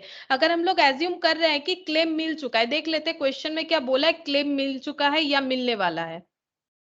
ये देखो, क्लेम वाज सेटल्ड, मतलब पैसा मिल गया है, पैसा मिल गया इसलिए बाई बैंक लिखा है। सपोज अगर नहीं मिलता, बोला जाता है कि रिसीवेबल, तो तुम लोग को लिखना पड़ता by insurance company in case of due, ऐसे लिख लो याद रखने के लिए। अगर ड्यू होता मतलब इंश्योरेंस कंपनी पैसा दे देगा ऐसा बोला है, लेकिन यहाँ पर वॉज सेटल्ड बोल दिया ना, मतलब पैसा मिल गया है। कितना पैसा मिला है? 15,000। तो ये इस क्वेश्चन के लिए ये वाला एंट्री एप्लीकेबल है। ये मैंने सिर्फ समझाने के लिए तुम लोग को बोला है कि अगर हमारा ड्यू होता तो बाई इंश्योरेंस कंपनी लिखते, बिहाफ ऑफ बाई बैंक। ठीक है, बाई बैंक तब हम लोग नहीं लिखेंगे।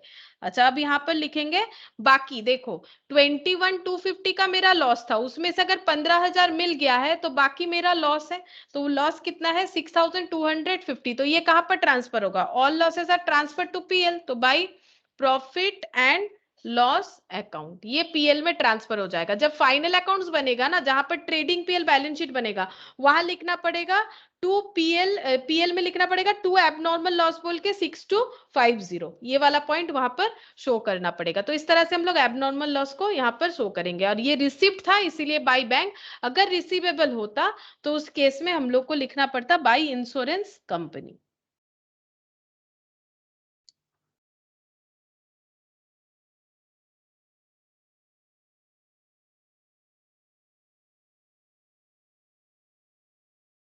अच्छा, ये देखो, ये यहाँ पर और एक पॉइंट भी बोल देते, ये 3 महीने का जो बिल्स ड्रॉ हुआ है ना, से यहाँ पर देखते कब का बिल्स ड्रॉ हुआ है, वो बताने वाले थे, भूल गए। देखो यहाँ पर बोला है द इंश्योरेंस के क्लेम वाज सेटल्ड, और उसके बाद बोला है Central Oil company took delivery of the consignment 19/1/2039 accept a bill drawn upon them by Lubrizols limited. इसका पर्टिकुलर डेट तो नहीं बताया, बट ये 3 मंथ्स का बिल था और 31 मार्च को पूरा अकाउंट जो है वो क्लोज हो चुका है। इसका मतलब बिल इतने तारीख को ड्रॉ हुआ होगा ताकि 3 महीने में पैसा मिल गया होगा, तभी तो ये इसके साथ एडजस्ट होगा। अगर 19 जनवरी हम लोग लेते हैं तो 19 जनवरी से 19 फरवरी 1 मंथ होगा, और 19 फेब से लेके 19 मार्च तक जो है वो सेकेंड मंथ होगा। तो 3 मंथ्स तो कवर ही नहीं होगा, क्योंकि 31 मार्च को तो अकाउंट क्लोज हो रहा है, तो 19 अप्रैल चला जाएगा। इसका मतलब जो बिल ड्रॉ हुआ है ना, वो 19 तारीख को नहीं हुआ है, उसके पहले ही हुआ होगा, लेकिन पर्टिकुलर डेट हमें कुछ नहीं बताया। लेकिन 3 मंथ्स वो कवर कर जा रहा है, मतलब पैसा मिल जा रहा है, तभी तो सेटल डाउन हो रहा है। तो इसका डेट हमें कौन सा लेना चाहिए? देखते हैं, 19 तारीख तो नहीं होगा। और यहाँ पर देखो 7 तारीख को बोला है लॉस इन ट्रांजिट, तो हम लोग ये मान सकते हैं कि 1 तारीख को हुआ है, वो भी हम लोग मान सकते हैं कि जिस दिन ट्रांजिट क्या होगा उसी दिन बिल्स रिसीवेबल भी एक्सेप्ट क्या होगा, उसी दिन बात हो गया होगा। अगर हम लोग 1 तारीख लेते हैं तो 1 Jan to 1 Feb 1 month, 1 Feb to 1 March 2 months, और 1 मार्च टू 1 अप्रैल। हाँ, ये एक हो सकता है कि 1 तारीख को अगर बिल ड्रॉ हुआ होगा तो हमारा पेमेंट जो है वो उसके साथ एडजस्ट हो जा रहा है। ठीक है, डेट देना कंसाइनमेंट में इतना मैंडेटरी नहीं है, अगर हम लोग नहीं भी देते तो कोई फर्क नहीं पड़ता, क्योंकि क्लियरली तो पता नहीं चल रहा है कब बिल ड्रॉ हुआ है। लेकिन सब सेटल डाउन हो गया है, इसका मतलब बिल्स जो है वो उसका पैसा मिल चुका है, इसीलिए वो सेटल डाउन दिखा रहा है। वैसे डेट क्लियरली कुछ नहीं बताया कि क्या होगा। अच्छा, इसके बाद ये 14 जो है ये इनवॉइस वाला है, 15 जो है ये भी इनवॉइस का है, 16 देखते हैं। 16 आई थिंक इनवॉइस का क्वेश्चन नहीं है। हाँ, 16 वाला इनवॉइस वाला नहीं है। देखो ये वाला, Shri Bahubali oils limited Baroda sent 10,000 kg of oil to messrs Gupta and sons in Delhi. ठीक है, the cost of oil is 40 per KG, 40 per KG करके 10,000 किलो ऑयल सेंड किया है। बाबू भाई, अच्छा sorry, Babu Bhai paid 5,000 as freight and 2,500 as insurance. In transit, 250 kg of oil was accidentally destroyed, for which insurance company paid 450 in full settlement to बाबू भाई। तो इसका मतलब है ये एबनॉर्मल लॉस है, एबनॉर्मल लॉस पे ही क्लेम कर सकते हैं, और एक्सीडेंटली हुआ है यानी एबनॉर्मल लॉस है। Mrs Gupta and son took delivery of the balance. Later they reported that 7,500 kg was sold 60 per kilo. Expenses incurred by them: rent, advertisement, salary. Messrs Gupta and Son are entitled to commission 3% Dale Credier and 1.5%. अच्छा, normal commission है, entitle to a commission of 3% and del credere, यहाँ del credere commission मिल रहा है। इसका मतलब bad डेप्ट होगा तो उसका रेस्पॉन्सिबिलिटी किसका है? कंसाइनी का है। One customer purchased 1000 kg, paid only 80% the amount due. अच्छा, 1000 किलो किसी ने परचेस किया है, लेकिन उसने 80% दिया, 20% नहीं दिया पैसा। Messrs Gupta and son was also reported normal loss of 100 kg due to leakage. Leakage एक नॉर्मल रीजन होता होता है, नॉर्मल रीजन से 100 किलो लॉस हुआ है। The final amount due was settled, prepare necessary ledger account in the books of Babu Bhai. तो बाबू भाई तो कौन है, बाबू भाई कंसाइनर है, तो कंसाइनर के बुक्स में नेसेसरी अकाउंट्स बोला है, कुछ अकाउंट्स मेंशन नहीं किया है। तो नेसेसरी बोलने से हम लोग दो ही अकाउंट्स करते हैं, एक कंसाइनमेंट और एक कंसाइनी। तो कंसाइनमेंट अकाउंट,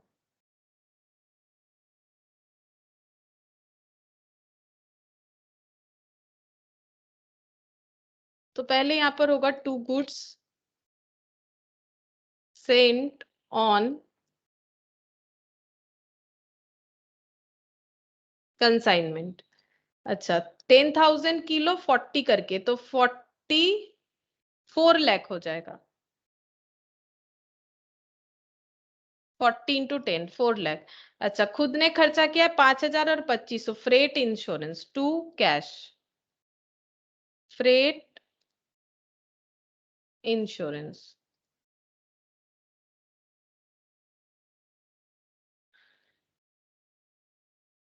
पांच हजार और 2500,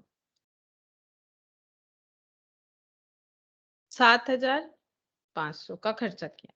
अच्छा उसके बाद in transit 250 kg of oil was accidentally destroyed, तो एबनॉर्मल लॉस है, तो यहां पर लिखेंगे बाई एबनॉर्मल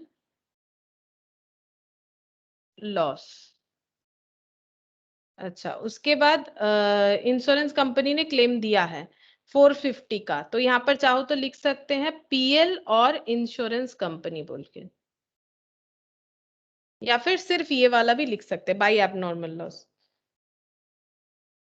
अच्छा उसके बाद देखो 7,500 बिक गया है 60 करके, तो बाई कंसाइनी, कंसाइनी कौन है, Gupta and son, by messrs Gupta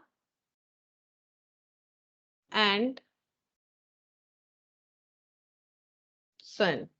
तो कितना है 7,500 इंटू 60 कितना होगा, 7,500 इंटू 60 30 तो हो जाएगा, और यहाँ पर 4,50,000 होगा, 4,50,000। अच्छा उसके बाद expenses incurred by them, rent advertisement salary, तो to messrs Gupta and sun,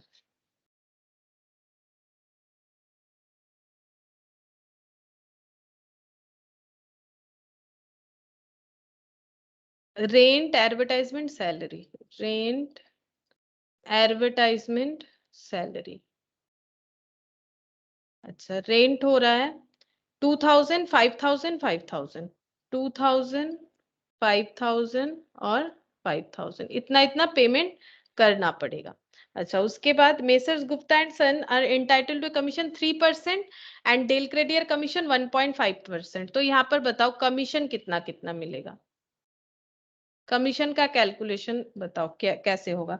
commission बोला है 5% एक बताया है और एक 2% बताया, तो 3% बताया है। देखो 3% सिंपल कमीशन है, मतलब नॉर्मल जो एंटाइटल्ड टू कमीशन ऑफ 3%, तो सेल के ऊपर 3% होना चाहिए, नॉर्मल कमीशन है, तो 4,50,000 पे 3% कितना होगा, ये हो जाएगा नॉर्मल कमीशन और एक डेल क्रेडियर कमीशन।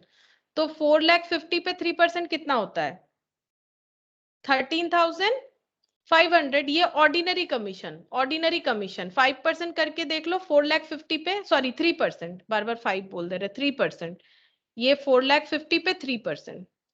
अच्छा उसके बाद 1.5% डेल क्रेडियर बोला है। डेल क्रेडियर का हम लोगों ने क्या क्या देखा था, उसका मैंने रूल्स बताया था, लेकिन मैंने बोला ना क्वेश्चन में तुम लोग को कुछ नहीं देगा, तो तुम लोग को क्या करना है, टोटल सेल्स पे ही लगा देना है। देखो टोटल सेल्स पे ही लगाना है, यहाँ पर अगर देखोगे तो मैंने डेल क्रेडियर का रूल्स बता रखा था लास्ट दिन, देखते हैं यहाँ पर इस स्लाइड में है भी कि नहीं, ये देखो del credere it is calculated on an agreed ratio, अगर एग्रीड रेशियो में करना है आइदर ऑन टोटल, ये देखो एग्जाम के लिए मैंने लिख रखा था टोटल सेल पे ही करना है, ठीक है, एग्जाम पर्पस में हमें सिर्फ टोटल सेल पे ही करना है, नॉर्मली डेल क्रेडियर क्रेडिट सेल पे होना चाहिए, ये लॉजिक है, लेकिन एग्जाम पर्पस में हम लोग को टोटल सेल पे ही करना है, क्योंकि तुम लोग का इंस्टीट्यूट जो है यही मानता है कि इसी पे करना पड़ेगा, तो हम लोग इंस्टीट्यूट का जो रूल्स है वो फॉलो करेंगे, वो लोग बोल रहे हैं कि टोटल सेल पे ही करके दिखाओ।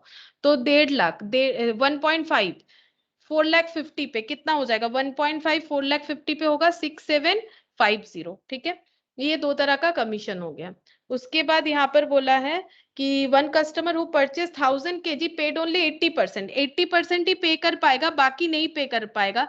तो जो लॉस है क्या यहाँ पर चार्ज होगा, क्योंकि डेल क्रेडियर कमीशन मिल रहा है, तो क्या यहाँ एंट्री होगा, या फिर कंसाइनर बोलेगा मुझे तो मेरा 4.5 लाख चाहिए, चाहे लॉस हो, चाहे बैड डेब्ट हो, चाहे जो भी हो, क्या बोलेगा कि हम 4.5 लाख ही लेंगे, इससे कम नहीं लेंगे, क्योंकि मैंने तो तुम्हें डेल क्रेडियर दे रखा है। तो क्या बैड डेब्ट का एंट्री ये करेगा या नहीं करेगा, बताओ? नहीं करेगा मैम। नहीं करेगा, बैड डेब्ट का एंट्री नहीं करेगा, क्योंकि 4.5 लाख ये पूरा ही लेगा, उसके बदले दे रहा है ना एक्स्ट्रा कमीशन। अच्छा, अब इसका टोटल 5 5 10 2 12, 12,000 और यहाँ पर 13,000, 12 और 13 कितना होता है 25, 25,000 और यहाँ 26, 31,000, 31,000 और 31 और यहाँ पर 32,250। हाँ 32,250 ऐसा ही आना चाहिए, 32,250 ये हो गया। अच्छा, अब हम लोग को क्लोजिंग स्टॉक का वैल्यूएशन करना पड़ेगा। बाय क्लोजिंग स्टॉक लाइन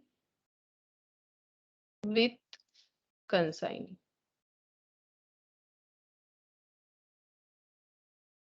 ये भी वर्किंग नोट 1 से ही मिलेगा हम लोग, और एक अकाउंट होगा यहाँ पर,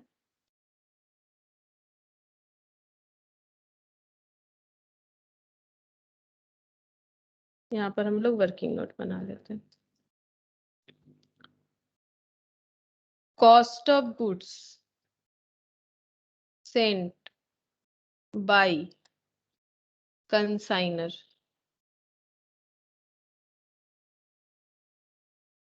10,000 बैरल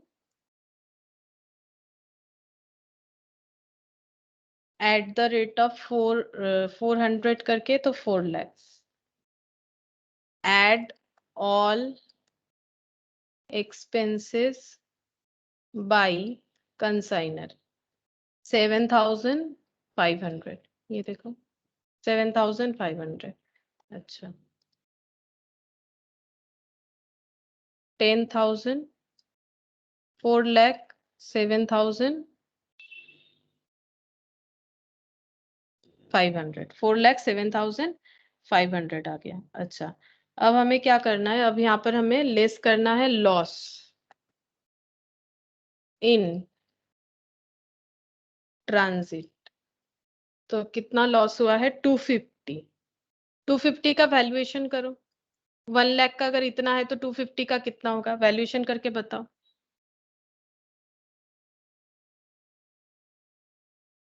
डिवाइड करके बताओ।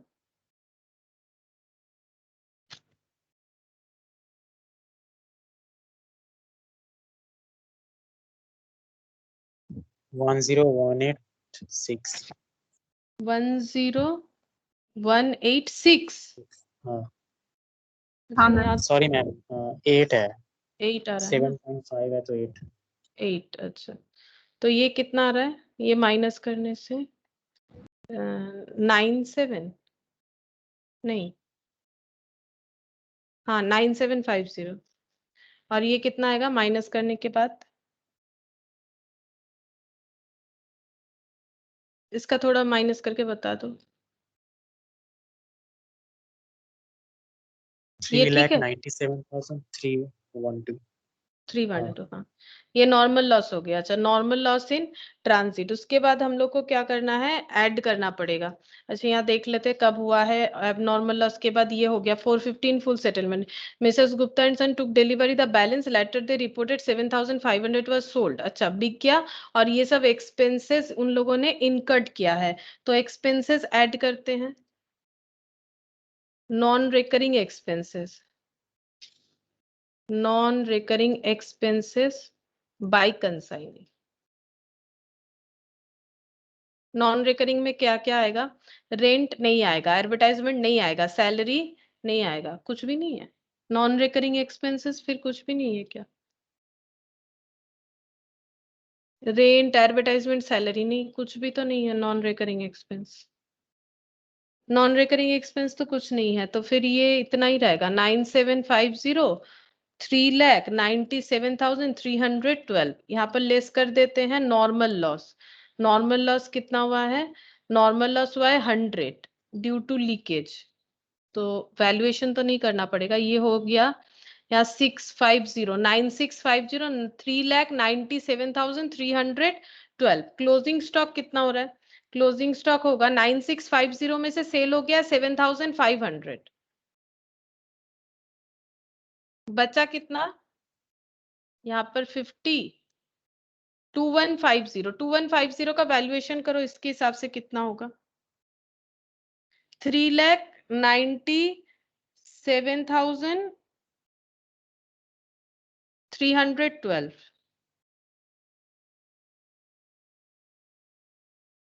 इसको डिवाइड करो और इसको इंटू करो।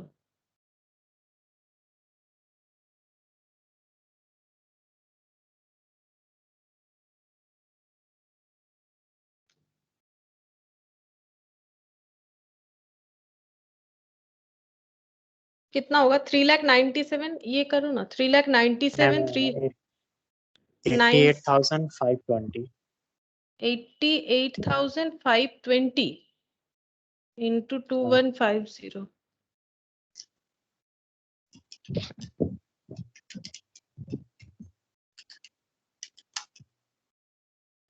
अच्छा,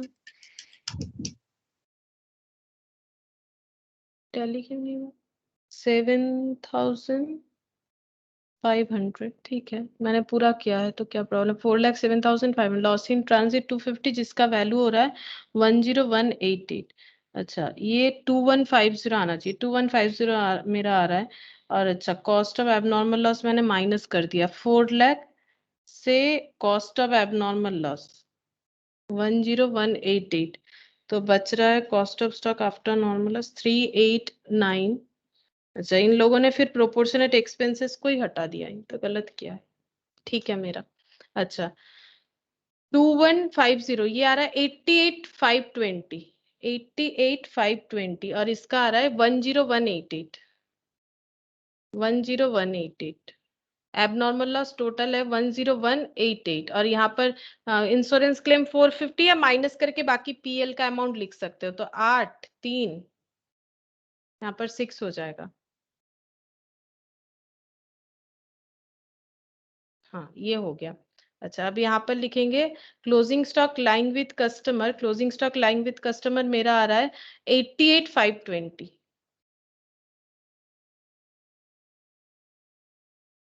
88,520। इन लोग के साथ हमारा टैली नहीं हुआ, मुझे नहीं पता क्यों, मतलब ये गलत क्या हुआ है, मुझे नहीं पता, ये बोलना सही नहीं है, ये गलत क्या हुआ है। इन लोगों ने क्या किया है, ये जो 10,000 है जिसका वैल्यू आ रहा है 4,07,500, और जब इन लोगों ने क्लोजिंग स्टॉक का वैल्यू किया है तो 1 लाख का वैल्यू 4 लाख है, और उसके बाद यहाँ पर इस हिसाब से क्लोजिंग स्टॉक का वैल्यू कर दिया। लेकिन ये जो कंसाइनर का एक्सपेंस है वो तो सारे पे ही लगा होगा, वो तो सारे पे ही लगा होगा, तो फिर जो क्लोजिंग स्टॉक बन रहा है वो तो इसी स्टॉक से बन रहा है 10,000, तो ये स्टॉक जब गया होगा कंसाइनर के पास से तो 7,500 ऐड होके 4,07,500 हो गया। इन लोगों ने क्या किया, इन लोगों ने ऐसे किया है कि 10,000 का वैल्यू हो रहा है 4 लाख, दिस इज करेक्ट, 10,000 का वैल्यू 4 लाख हो रहा है, बट 7,500 ऐड नहीं होगा, तो फिर वो पहुंचेगा कैसे माल? वो तो पहुंचेगा ही नहीं उतना।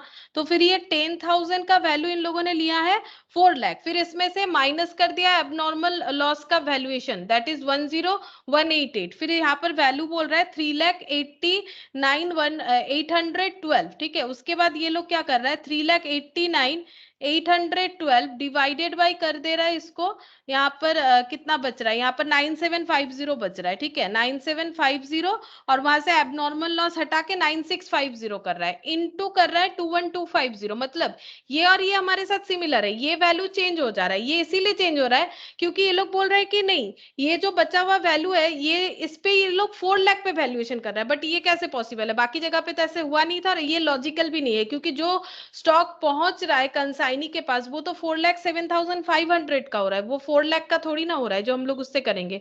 ये गलत अप्रोच कर रखा है, ठीक है, ये नहीं होगा। तो 88,520 इतना ही होगा। तो अब इसको टोटल करो, टोटल करके बताओ कितना आ रहा है।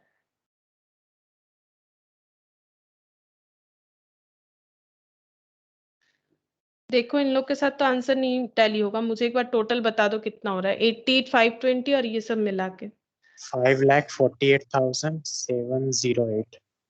अच्छा 5,48,708 और इसको माइनस करके बताओ। 2 PL profit on consignment 1,89,000 1,08,000 sorry 1,08,958 1,08,958 हाँ 1,08,958 अच्छा ये हो जाएगा। देखो मेरा लॉजिक समझ रहे हो ना, क्यों मैंने कहा कि वो गलत है, क्योंकि यहाँ पर जब हम लोग प्रोडक्ट भेज रहे हैं तो जब कंसाइनी के पास पहुंचा तो उसका वैल्यू हो गया 10 लाख का वैल्यू हो गया 4, मतलब ये पहले 4,000 करके था। ये देखो ये 4,000 रुपए पर बैरल था, बैरल या फिर कुछ ऐसा यूनिट लिखा हुआ है ना। ये देखो ये ऑयल जो था ये पहले था 4,000 40 रुपए पर किलो करके, सॉरी ये था 40 रुपए पर किलो करके। उसके बाद जैसे ही यहाँ पर ये ऐड हो जाएगा ये कुछ 40.75 मतलब 40 रुपए 75 पैसे करके हो गया जब पहुंचा।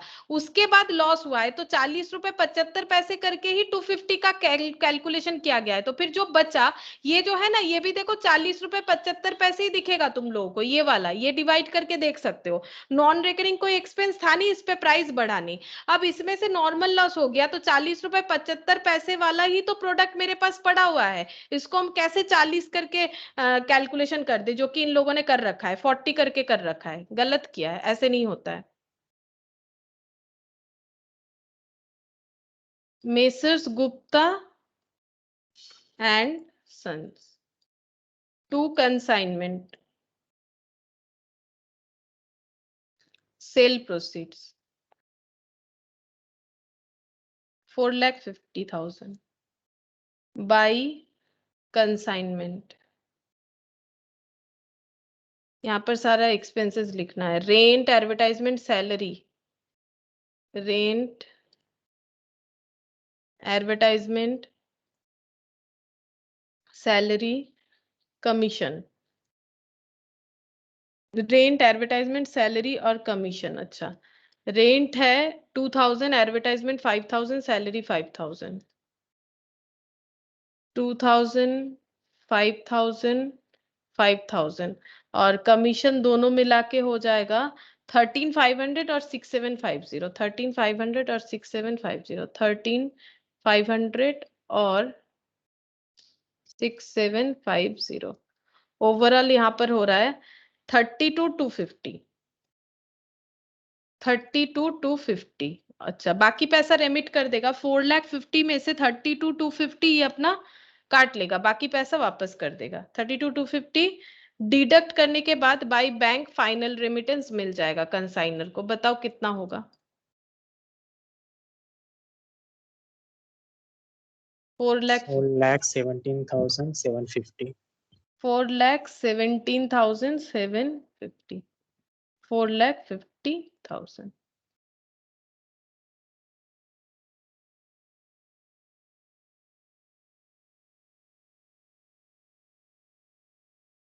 ठीक है तो ये 16 हो गया। अच्छा इसके बाद इनवॉइस का है, लेकिन इनवॉइस का तो आज नहीं करवा सकेंगे, तो तुम लोग इससे एक क्वेश्चन कर सकते हो, क्वेश्चन नंबर 19। लास्ट वाला जो क्वेश्चन है ना वो इनवॉइस प्राइस का नहीं है, ये 19 वाला हम होमवर्क देते हैं, ये पीडीएफ हम शेयर कर देंगे।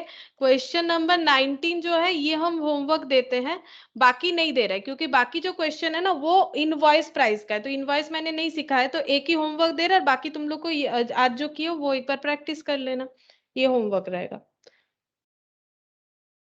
ठीक है ये पीडीएफ हम शेयर कर देंगे।